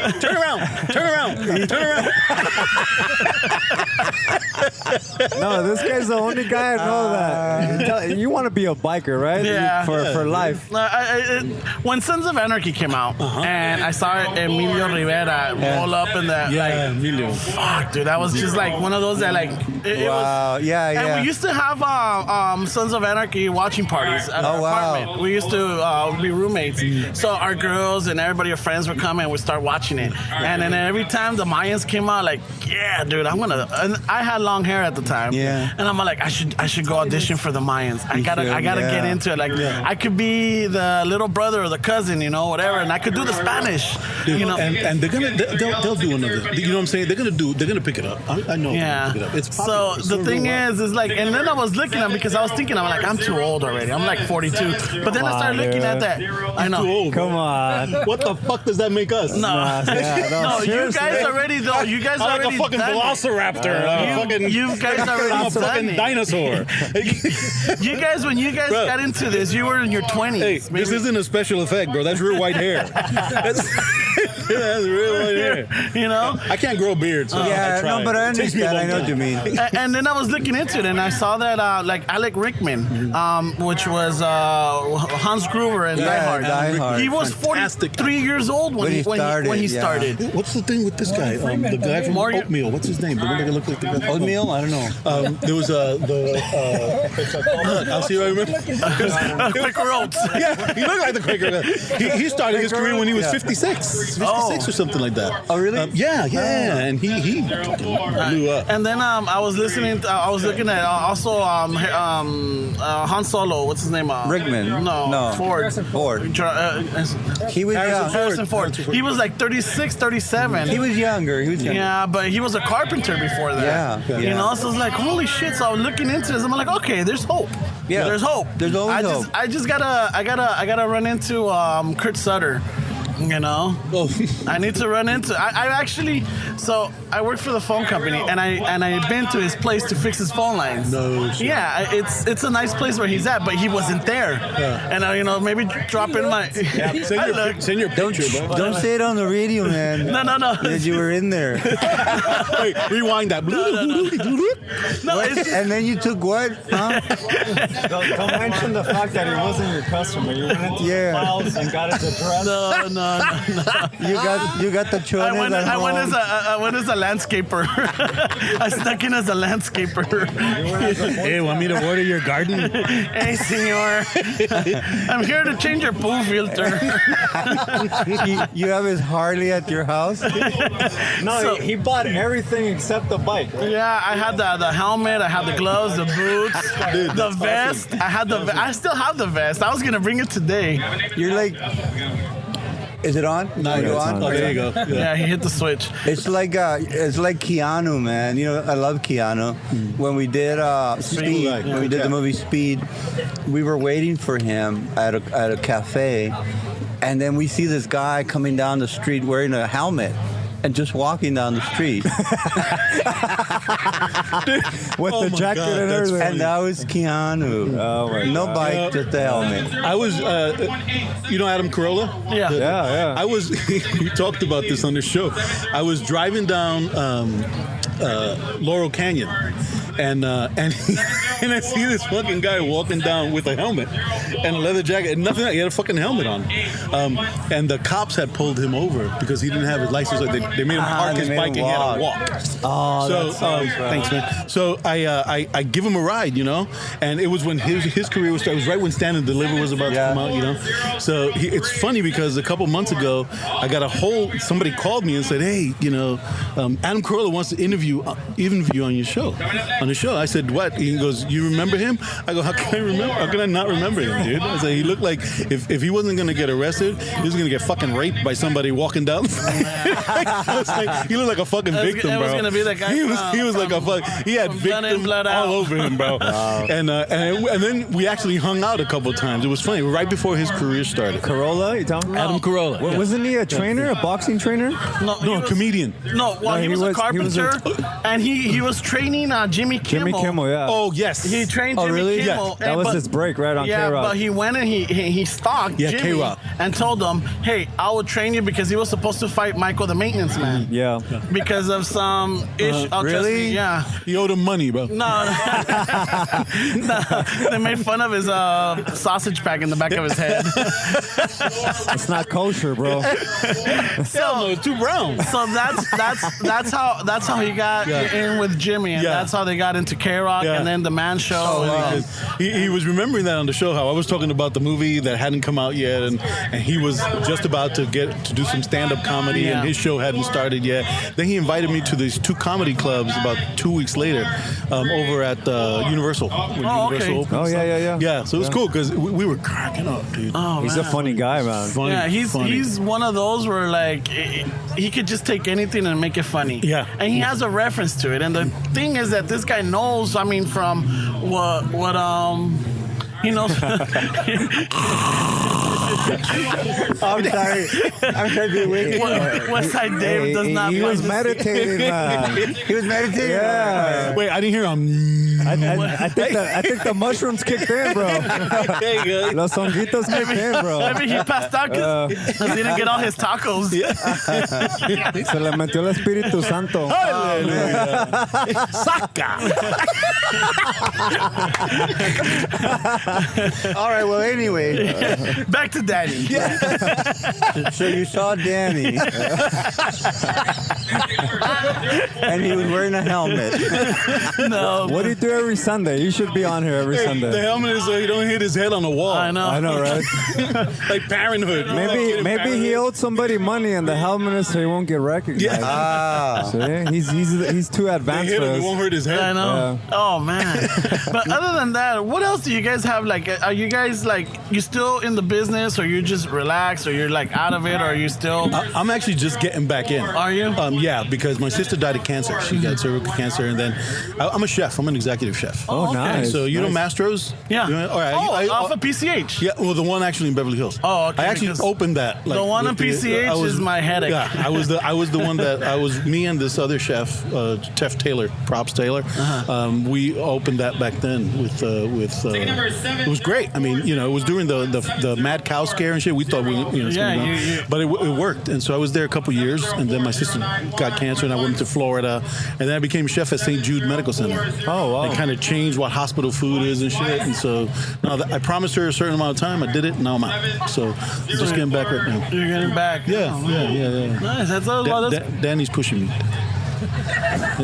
Daniel? Didn't you have a meeting today? Yeah, I had a meeting, yeah. It's kind of cool. My old agent called me, and after I left St. Jude, and said, "Hey, you gonna, because every time he would call me, I swear to God, every 6 months, are you fucking done with that place?" I goes, "Dude, no." So this time I said, "Yeah." He goes, "All right." So then I re-signed with him, and then I got a manager who called me out of the blue. I said, "All right, let's, So I'm, everything aligned for you. Everything aligned, That's everything awesome, worked man. out, bro. So we'll see, man.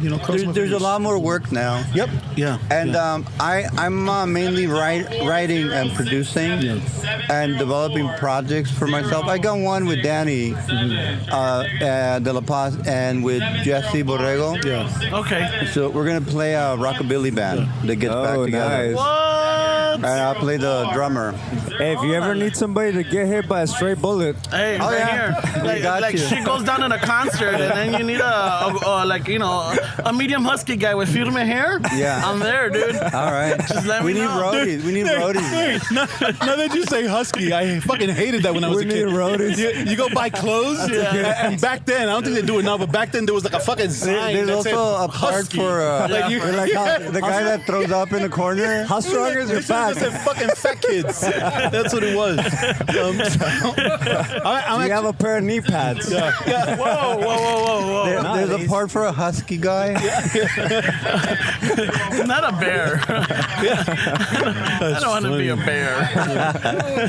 Yeah, but if you guys need something, hey, All right, man. Ramon from Chicano Shuffle is down. I mean, we're kidding, man. We're just, Yeah, we're we just like want to make fun of them. different kinds of movies now, and I'm writing a book on chefing. Like it's called The Curious Life of a Self-Taught Chef. Because I'm self-taught. I never studied. So. really? What kind of food do you specialize in? I cook everything, bro. Yeah, I told him before. I thought like every time I went to a friend's house, I thought it was Puerto Rican food because my mom was a really good cook. Yeah. So I go to all these places like, oh, you eat Puerto Rican food? They're like, you're a fucking idiot. I'm Italian. But she cooked everything. And when you went to St. Jude's, what was it about their menu that you saw needed a change? Well, hospital food in general, bro. Yeah. You know what I mean? Yeah, it's processed. But before my sister died, we spoke and she told me there's only two things that you look forward to in the hospital, and that's the TV or food. Wow. The TV's only 3 fucking channels, so it sucks. Wow. And the food sucked. And so I went into the hospital to make food fresh instead of frozen and canned and shit. Oh, wow. And I, for a while there, bro, Siri was recommending St. Jude as the place to eat in Fullerton. And people were going, there's something wrong with my fucking phone. Yeah. But yeah, I got 4 stars. We're #1 in Southern California for patient That's satisfaction awesome, score. man. Then I went back to school and I got my nutrition degree. That's awesome. So, did all that, to fall into place with that. That's amazing, man. That's a really good deal, man. A lot of people don't understand the value of good nutrition. Absolutely. Yeah. Absolutely. Not only big advocate over here. Not only in composition, but mental clarity. Absolutely. Absolutely. Yeah. Yeah. So it was a big thing for me to learn. There's that. a reason and why I wanted to, and I wanted to. This was my argument with the dietitians was that you got a certain calorie and a certain diet that you're putting on the plate, but if they don't fucking eat it, it don't matter. Yeah, that's true. So we need to ask them what they like to eat, so then we can manipulate that and make it something that's more easy for them to digest and want to do it. And so my only way to argue with them was to get my degree. So when I got my degree, they got fucking pissed off because That's now I pretty was at the awesome, table. man. Now they couldn't fucking turn me away. No, and it's true. So- My dad just got. Sorry, my dad just got his. His gallbladder. I see her too. Yeah. Look at her. So Danny, I want to do like a cookbook for cannibals.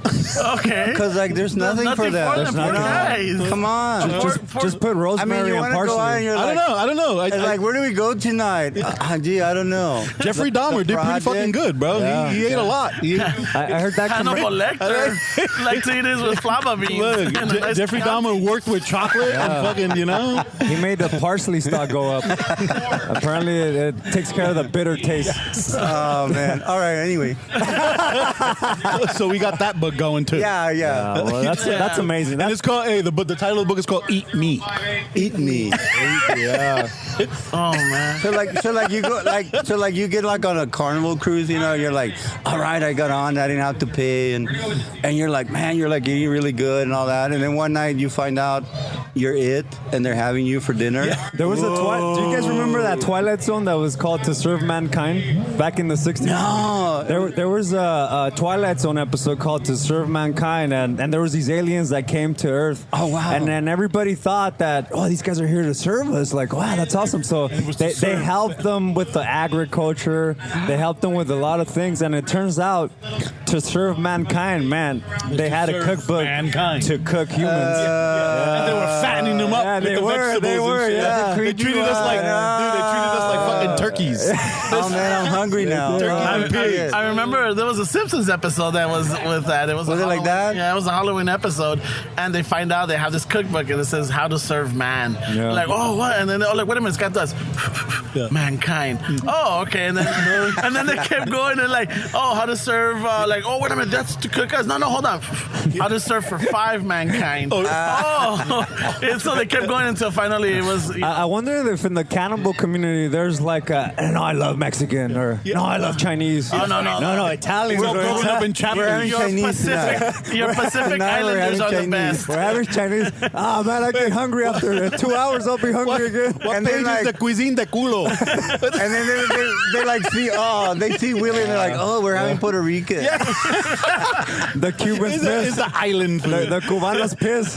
So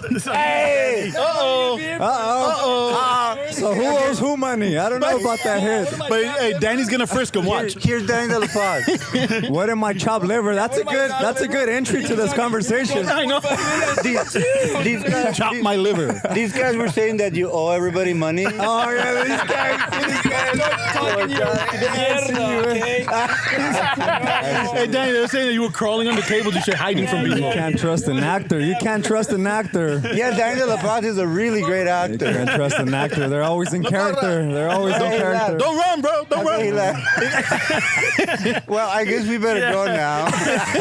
The boss is pissed. So Danny came over. No, but you heard his line. What am I chopped liver while we're talking very about good. cannibalism?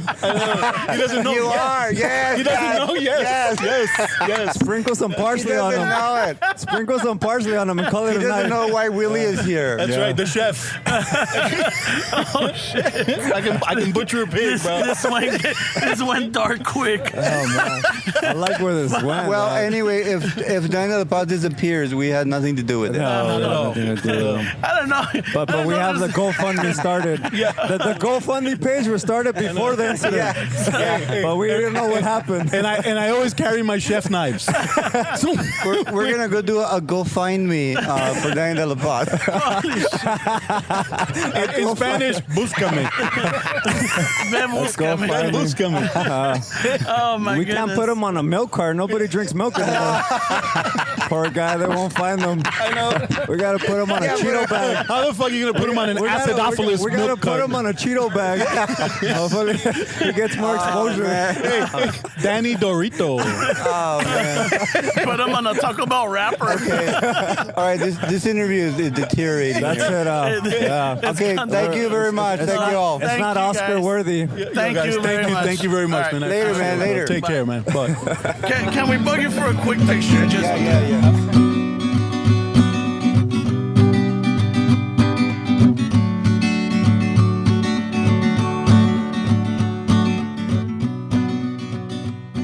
It's good. So, doing the wrap up. Now we don't have the guitar because live event. Se la van a volar. Vamos a bailar. I know. Vamos a So echar unos shoutouts también, güey. Los yeah, que we pasaron are. por ahí. We are. You know what? This has been at least for me one of the greatest feelings of an episode because today we had fans. Yeah. And you guys know who you are. I mean, I think I wrote everybody's name down. Pues échalos un shoutout. Yeah, but I just want to say, you know what? Pony, from Washington, and his mija Araceli. Dude, and that guy was awesome, man. And his compa Mario, and they're from Washington, dude. Vino pa acá, and it's like, oh, dude, it's like, it was awesome. I wonder, el compa ese de Washington, I wonder if his bags were already packed and when We have to say it, dude. Yeah. So it Throw looks, that guy under the bus también. yeah, ahí viene el pinche vas a madres, güey. Yeah. So it looks like Pony's mija works for, I guess she Her recruits. job, She yeah, recruits- She recruits travels doctors. with She travels, so she recruits doctors.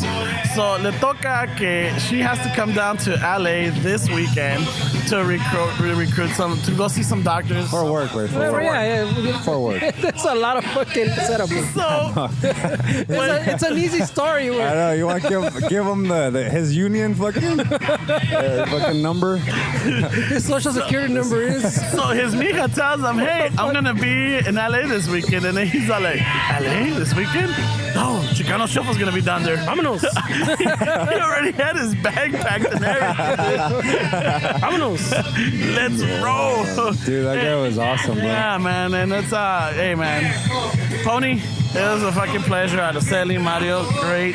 Then they compared notes on ponytails, man. Yeah, oh yeah, we did. Yeah, they were comparing inches.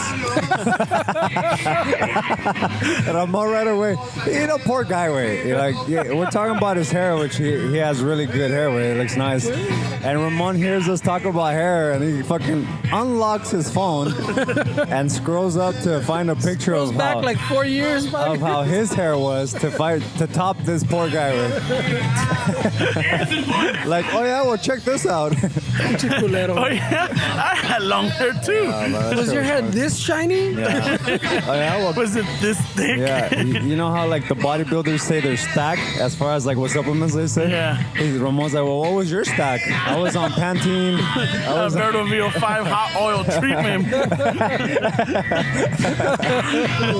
I condition 3 times a day. yeah. Stuck out on I have a filter in my shower head. I don't want that pH balance throwing it all off. I took the fluoride out of my shower head. Fuck that, dude. It's gonna mess up my hair. So we were, just chatting it up, and that was good. The other one was Steven from Bell Gardens. Oh man, that dude was cool too, man. That was awesome. He rolled up. He's a student in Santa Barbara, he said. Yeah. And he's taking what, health classes? No, I think it's History. Chicano history. Yeah. Yeah, he's taking Chicano history. And You want a social security también? he's a driver. I know. He's actually a legal drug. That shit was funny. Huh? Tell him that story. No.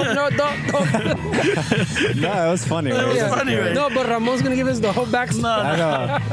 Don't say the company he works for. Well, Ramon. no, but you know what Dave was doing, right? Well, when people came up and like he was doing the census or like Surveying them. So yeah, the survey like, so tell me, how did you hear about the show? Or like, Dave is our survey monkey. yeah, you know what? It was awesome though. But thanks, Dave. He wants to know where the traffic's coming from, bro. And then so we started asking the kid, so how'd you find us? He's like, well, I was looking for Chicano, and then this came up, and then it's like, so I started listening to you guys, and I haven't stopped since. I'm like, and Esteban's like, so what do you do? Oh, I deliver. I deliver to pharmacies. He said he drives. Yeah. Yeah. He drives. And then Esteban was like, down the conversation, Esteban was like, so like, what do you drive? Like, what do you do? Like, what do you deliver?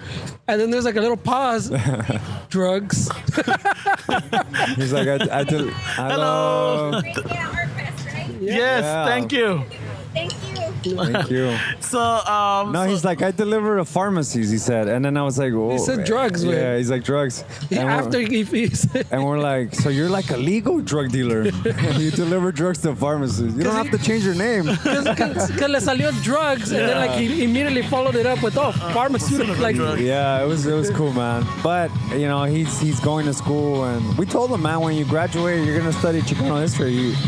We'll hopefully have him on so he can teach us some stuff, Oh man, and then there was there was that one guy that we didn't get to really Francisco talk to. Moreno. I got his name. Oh, that's his name. All right. I got his name, Francisco Moreno. I told him to come back around, but I Our never saw him. apologies. Yeah, it's like this guy came and he he spun the wheel and he got a solid high five. One firme high five. One firme high five, and then and unfortunately we had a puppet. Yeah, Puppet ya estaba sentado aquí, and it's like, oh man, it's like, and he was there. We wanted to talk to him, wanted to take a picture with him, and just catch up with him, see how he was. And I guess Francisco Moreno, dude, I dispensa loco. It's just like it got crazy. I we kept really looking around after too. yeah, we kept looking and hoping you would come back. But thank you for stopping by. Thank you for coming and checking us out. And I hope you spinning enjoyed the wheel. high five. I know. That's the wheel, man. Esa wheel is the pinche, the cursed wheel. But no one got a bamba. No one got a Luckily, bamba. they came close. Someone came But close. nobody got a mug or a shirt either. Well, it's 'cause- No, right. Ramon rigged it. Sorry, guys. We're just gonna be straight out. Los que sí se bajaban fueron los pinches peines, güey. Peines were hit. Ramon torqued that nut so it would land on It's the cheap weighted. stuff. It's weighted on the free stuff, the high fives, one weighted. sticker. He was supposed to put WD-40 on there when he built it, but he skipped that step. So. And then we had Angel and Avelia from the IE Riverside. Oh man, those guys were awesome. too. With their freaking lovely dog, dude. Yeah. What was it, Ginger? Was it Ginger? Yeah, Ginger, I believe it was. Oh my Sounds God, about beautiful dog. Era una perrita hermosa, pero 100-pound perrita, right? Yeah. Estaba mamada. Yeah. Yeah, but she was gorgeous. The nicest freaking little dog, And, thank you very much. I know we spent maybe 30, 45 minutes just talking with them, Yeah. Just catching up, asking them, sharing and everything. And, thank They're you guys. Patreon members too, They're huh? Patreon members, So we appreciate the support. Well, man. that poor dude, and his wife from Washington. Maybe she was late because we kept starting the conversation. I know.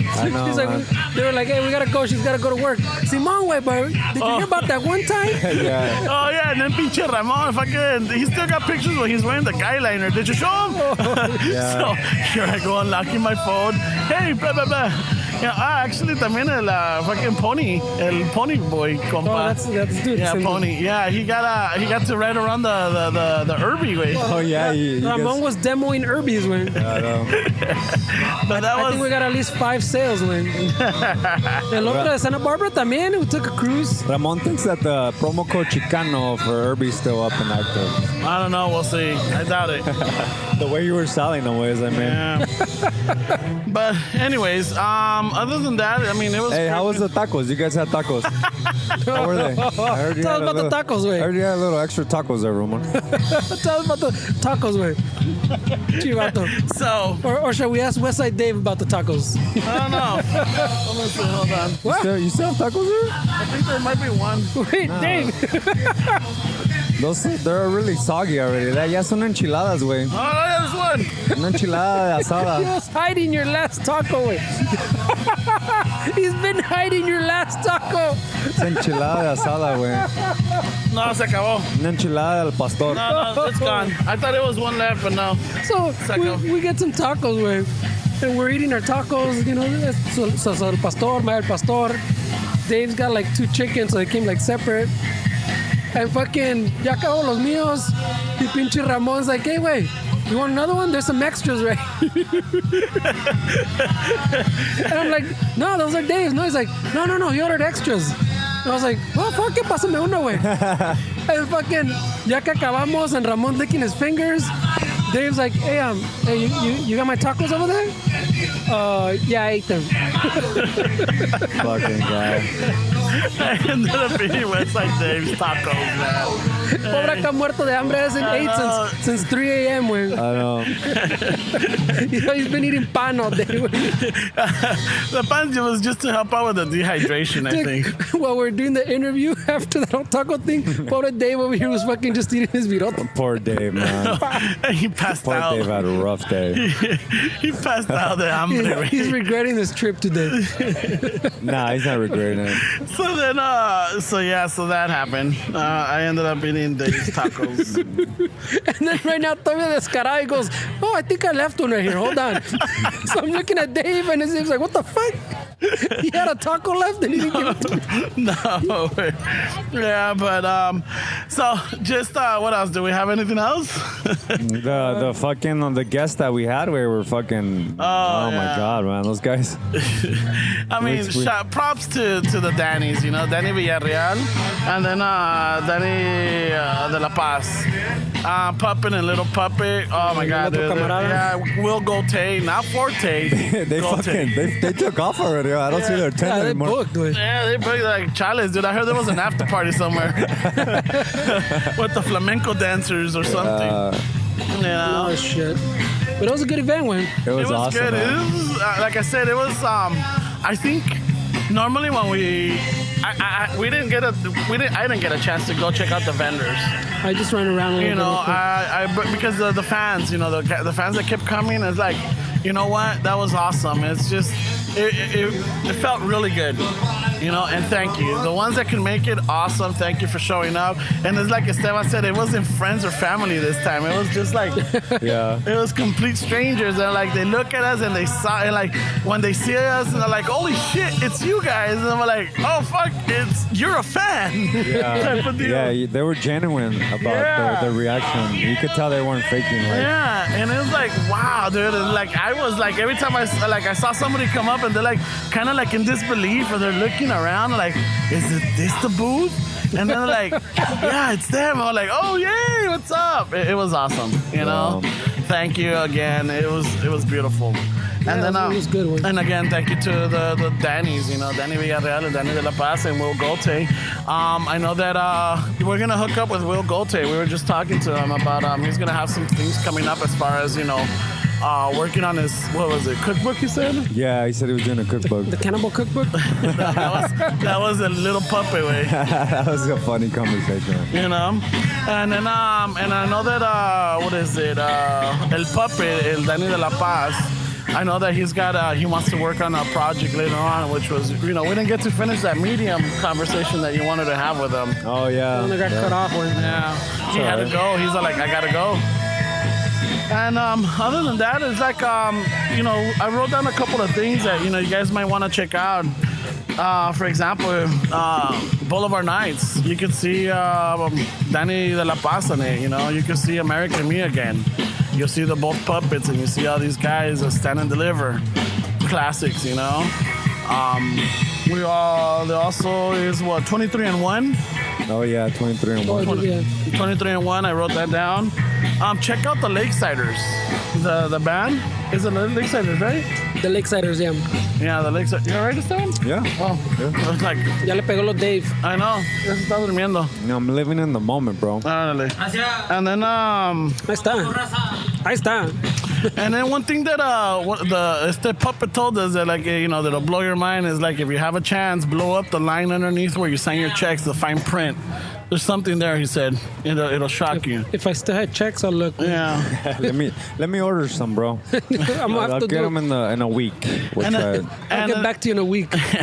And it looks like the Dannies or the puppets do a tour every year. This one was Tacos and Gas. Tacos and Gas. So check it out. I look out for them. I know that you can see them, and I think Daniel Villarreal's Facebook. I'll be there when the name has beer in it. All right. And then there's what else did I write? Oh, there's also gonna be if you want information about Vanessa Marquez, go to Danny Villarreal's Facebook page. They're gonna be posting stuff in there. They're gonna have this event at October 7th at LATC in Pasadena from 3 to 6. It's gonna be a benefit, I believe, or something. A memorial for her. So, if you're around, make a donation to present, to pay respects. If you don't know who it is, just look her up. She was in Stand and Deliver. She was with Little Puppet and Will. Or, Danny Villarreal and Will Gorte. So they came out in the cast, so they're a close family. They're a good group. And also, I think Edward James Olmos is also going to be part of this memorial, I think it is. So there's gonna be.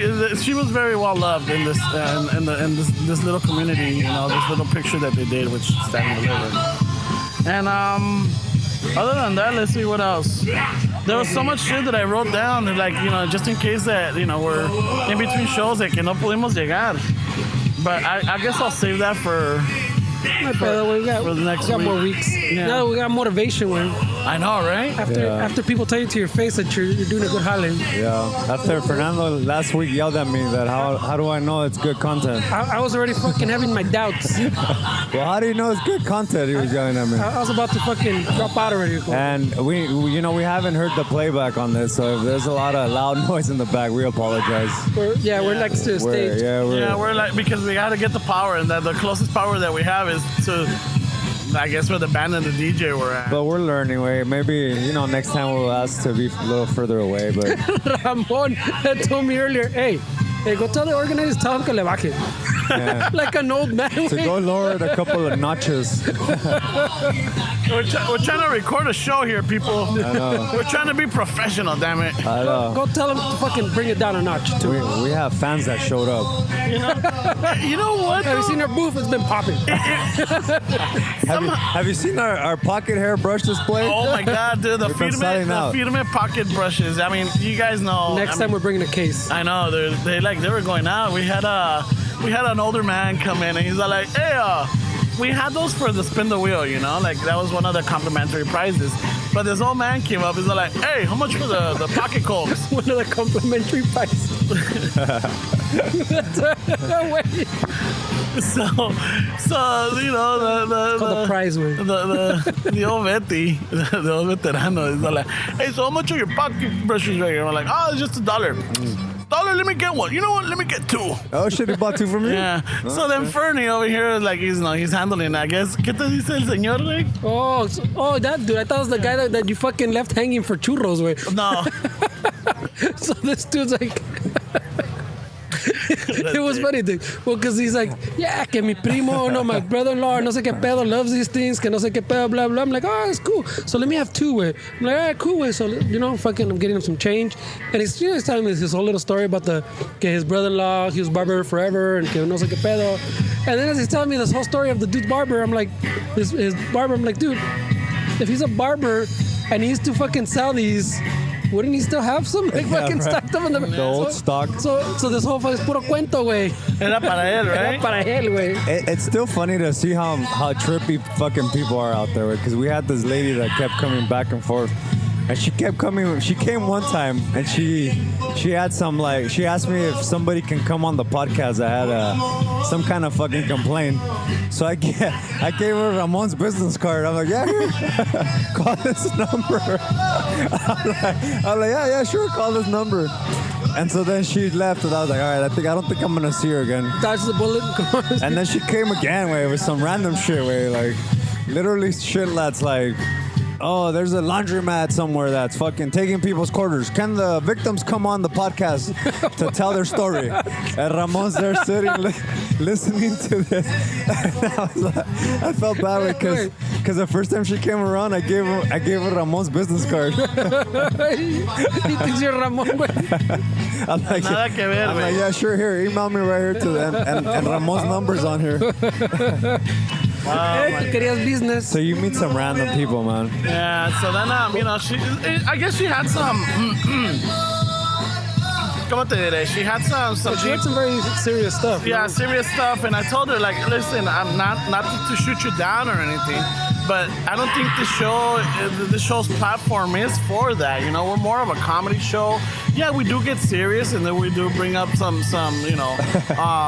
Right. current event topics and everything. But what you're bringing up, it's one of those things where, like, you know, it was. Pretty serio pedo shit. Yeah, abuse of power. It was, Crazy stuff, man. people getting hurt and everything. They're like, yeah, this is not what we talk about. It's not, you know, and I'm not saying that it's, you know. It's we're not saying that's not important, way. It's just, it's not the platform. I told her this was a philosophy podcast. You fucker. no, because I mean, I didn't hear much of it, but like the way you started talking about it, and the little things I heard. Yeah.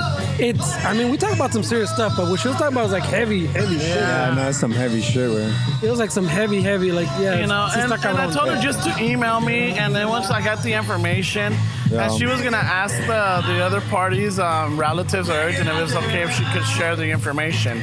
So my plan is, like, once I get the information, maybe look into it and then maybe present it in a way where, you know, the listeners could be like, oh wow, that's pretty fucked up. Maybe we should look into it, or maybe, like, you know.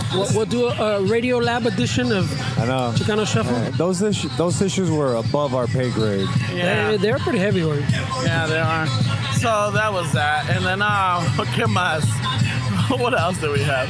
We had the fan de que nos iba, que cada rato venía por cosas. The fan, tu amigo, güey, your bestie? No, he never heard the podcast, man. You guys bonded because you guys have the same water fucking jug container from Costco. The Catella? Yeah, so from there you guys just started bonding. And No, it's just like, and it's happened at the live events. We've had we love these events because we get to meet the people and everything, but at the same time we get to meet the people.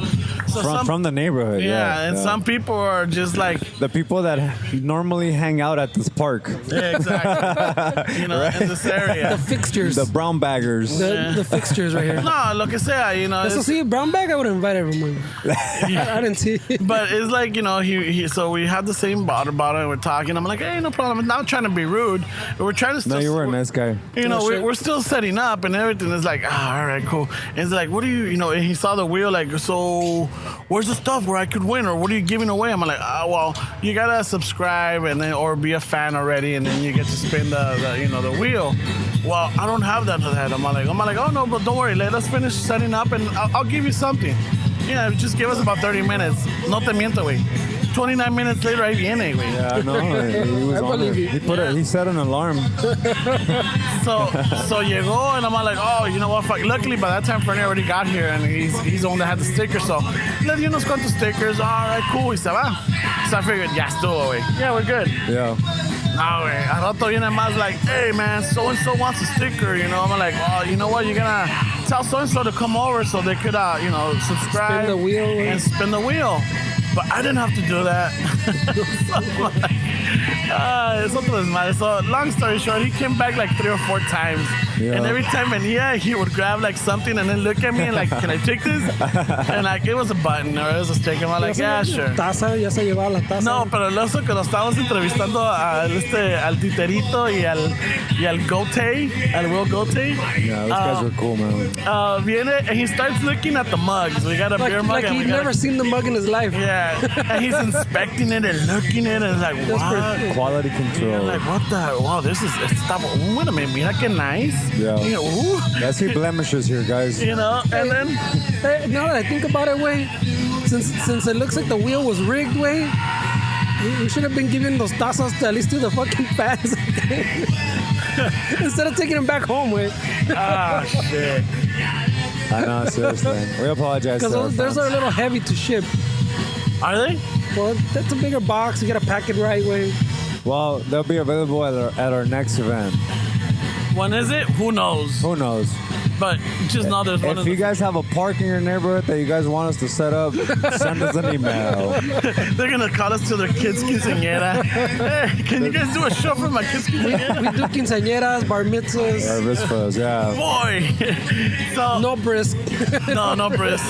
Brisk, not brisk. Oh, brisk, not the drink. No, I know, right? We can do interventions too. If you guys have that cousin that's into fucking crack or meth, we'll set up an intervention. And not even that fucking crazy. Let's just say that, you Tienen un know, bautismo. they're into mascara, you know? they can't stop looking at X videos. Give us a call. Yeah, you got a confirmation or baptism? I don't believe in it, but we'll be there. Yeah. So Esteban is looking at the mugs and everything, and he looks at me and he's all like, "Can I take one?" I'm all like, "No." You didn't give it to him? No, You wait. didn't see him? He literally was like, no. No. No. And this is what, you know, it's the little puppet over here. I'm all like, He looks at me like, we thought, like, well, I'm all like, no. So he Is that when we were during the interview? Is that what he said? Yeah. Oh shit! They interrupted our interview. yeah, so it's like, se peló, and then I haven't seen him anymore, so, you know, let's wrap it up, and then si no va a decir, pues no se lo llevaron, pues ¿por qué no me lo da? Nah, he knows the move. I was letting random people spin the wheel, man. I'm not gonna lie. Right? But there's older people where I was gonna go see, hey, let me open up your phone, a ver. Yeah. Let me check your Yeah, status. because those people, you have to explain what subscribe means. Yeah, instead of explaining, I just told them, spin that wheel. They're like, ¿qué está pasando aquí? Spin the wheel. Podcast, ¿con qué se come eso? ¿Con qué se sirve?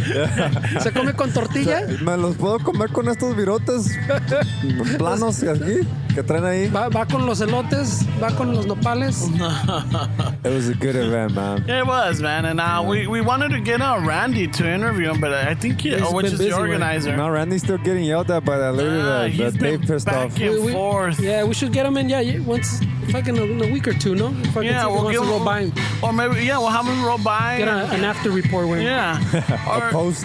Yeah, we'll set that up and see if he wants to stop by, and that's not a bad idea, Fernie. Yeah, see how it all went down. A ver qué pedo. Because he looked like he was busy, right? We want to get the cheese man. Exactly. All the drama that went down. Dude, there was so much shit going on, dude. I also want to thank him for the cupcake.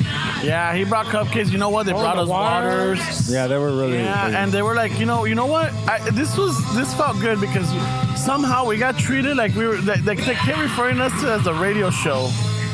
You know, and like they keep treating us like, you know, like I'm like celebrities or important people. I'm like, wow, this is nice. So now I'm going to change everything. It says podcast to radio. No, güey. Somos locutores de radio. No, güey. So thanks a lot to, you know, the Artfest organization, the volunteers, the park people right here at Montebello. Yeah. You know what? I'm gonna say a big thanks to Randy's mom. Because she fucking hooked it up with a lot. She gave us that fucking. Oh yeah, that mat for the. So we had to run power from this little monument in the middle. That's like, but it's through a crosswalk or like a pathway. Yeah. It's like those subtitles that for the hearing impaired or whatever, the ones that they don't just describe like what the people are saying. They describe what's happening. Yeah, we want to put people in the picture. Son of a bitch. Píntale, ¿cómo dices? Déjalo, Píntale. I'm painting on my picture with words. man. Ándale, not bad. He wants to put people in the scene. I think I take it for granted. Continue on. So then, so this la mom de Randy, iban pasando los workers del parque, like, hey, get over here. Hey, can you put something? Can you get some tape or something? Like, oh, well, we could put mats. Oh, yeah, go get those. I'm like, fuck, Yeah. man. This is like, yeah, you don't need Randy. You just need me. I got it. Whatever you need, just let me know. I'm like, you know what? Props to you. Yeah. Shout out to Randy's dad. Oh, también. He came funny, by. Yeah. He was throwing barrio with some guy that was trying to cause a fucking A trifulca. Trifulca. And we told him, hey, if you want some reinforcement, bro, we're right here. Hey, just, hey, do I've seen jujitsu videos on YouTube. Oh, what is it? Do the whistle. We'll show up. I got some karate skills. I used to watch felony fights. Bum fights. I used to watch bum fights. I got this. I know how to swing like a helicopter. Sí, siento un cabrón, quiero que sepas. So yeah, so it was an amazing event. There was a lot of vendors. I wish I would have been able to go around and meet them and see their stories or see if I could get them here, but it was, you know what, I can't. Yeah, sí estuvo cabrón this time, man. Yeah, sí estuvo, but you know what, it wasn't for us not trying. It was just like it was wonderful that we had these fans come up. It was it was a good thing, man. It was nice, man. We were busy because of a good thing. Yeah, and that was awesome, like, again, the people that came up, thank you, thank you, Pony, thank you, Araceli, thank you, Mario, thank you, Steven, thank you, Francisco, even though we didn't spend much time with you, but thank you for Yeah, I wish coming. you came back, but Angel, Evelia, thank you very much. Thank you for supporting. Se está poniendo desmadre, güey. I know, there's a guy moshing over there, like, Oh, yeah? había uno just swinging his solo, güey. They're botching. andaba en la trifulca by himself. Yeah, fuck, it looks like, oh shit. Yeah, that's what I was gonna say. It's shutting down It's pretty shutting hard. down quick. Okay, well. Montebello's turning into a rough neighborhood. The fucking cops are gonna roll in right now. So. Ahorita van a salir los de la parque. Es que nomás, ya sabes, nomás baja el sol on the parkway. Ya valió madre. Madres, güey. Yeah, and we didn't even get to talk to the mayor. I think we wanted to. They're not gonna ask for that taza anymore. Yeah, no, right? Good thing we're wearing neutral colors. Yeah. Ya viene a regañarlos. Yeah, all right, that's it. No, ya Cut it. estuvo. Yeah. All right, we're. Ya, like, You can. why don't you, just say, put it on. No, just. We were just giving you thanks. Too. We were just we're giving you thanks. yeah. You're for- regulating. Thank you, and I hope that this is not the last time. No, definitely. No, we had a lot of fun. We had a lot of fun. Yeah. Because the city wants you guys to come back. Oh, Really? nice. Yes, nice. yes. Nice. What they do is that they talk to us, and then what do you think? Oh, hell yeah, bring them. I mean, you guys were big, Really, thank we you. never have any, radio guys out here. Oh, thank you. Thank you they so come to much. Montebello. And what we're trying to do is wake up Montebello. Yeah. Yes. And with you guys being here and being a part, that was the most beautiful part.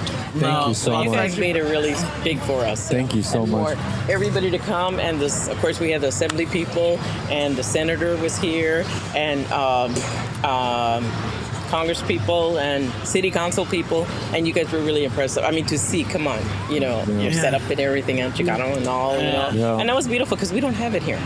Montebello is known for being a dead city. Yeah. Really? So, Yeah. very much, very Yes. conservative, very Yes, I conservative. live- Oh, okay. I live here. Yes. Well, yeah, we might throw that conservatism out the window Oh, then. yes. Yeah. Yes. We'll make Please, it. she's like, please. Yes. No, but you know what? It was a beautiful event. We were just talking about how we really want to thank you and your staff and the supporters and everything. I mean, you got us a carpet, the water, the attention that we got is Cupcake. like. I know, the cupcake. And it's like your staff would come up and say, hey, you guys want water? I'm like, that was amazing.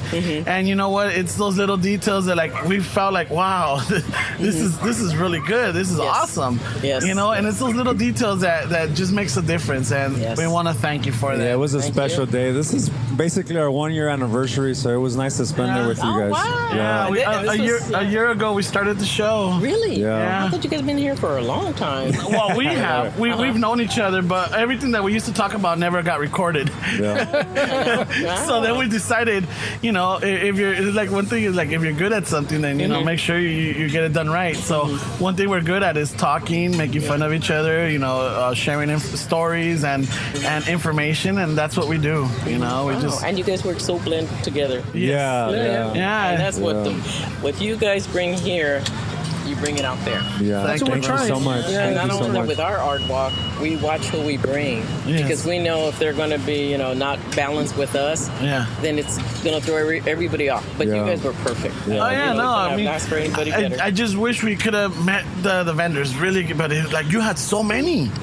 Yeah. You had so many vendors. I mean, it was just Well, wait till you come to our art walk in the nighttime.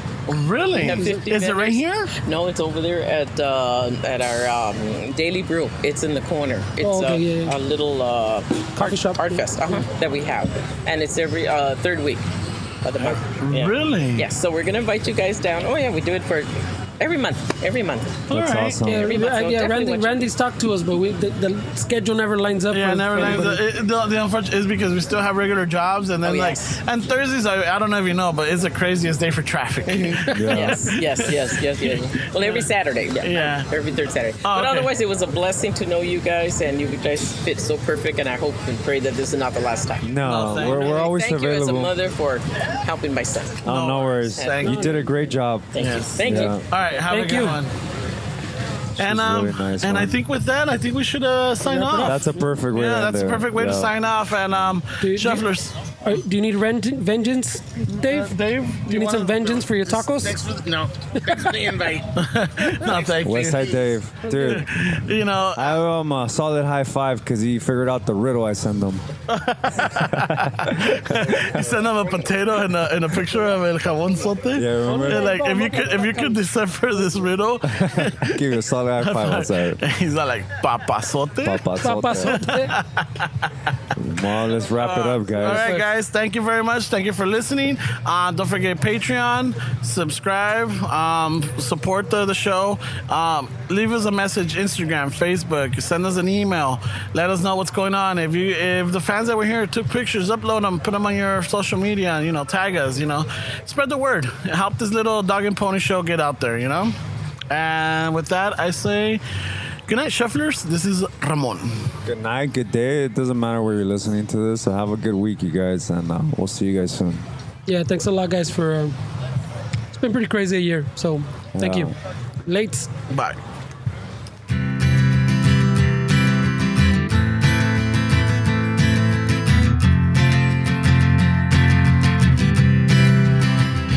Chicano chafón, tomando chelas, chingando tacos, having some fun. Chicano chafón, all kinds of masa. Fernie's all nervous. Give him a beer or two. Chicano chafón. Esteve's an asshole. Just lost some fans. Oh well, tough shit.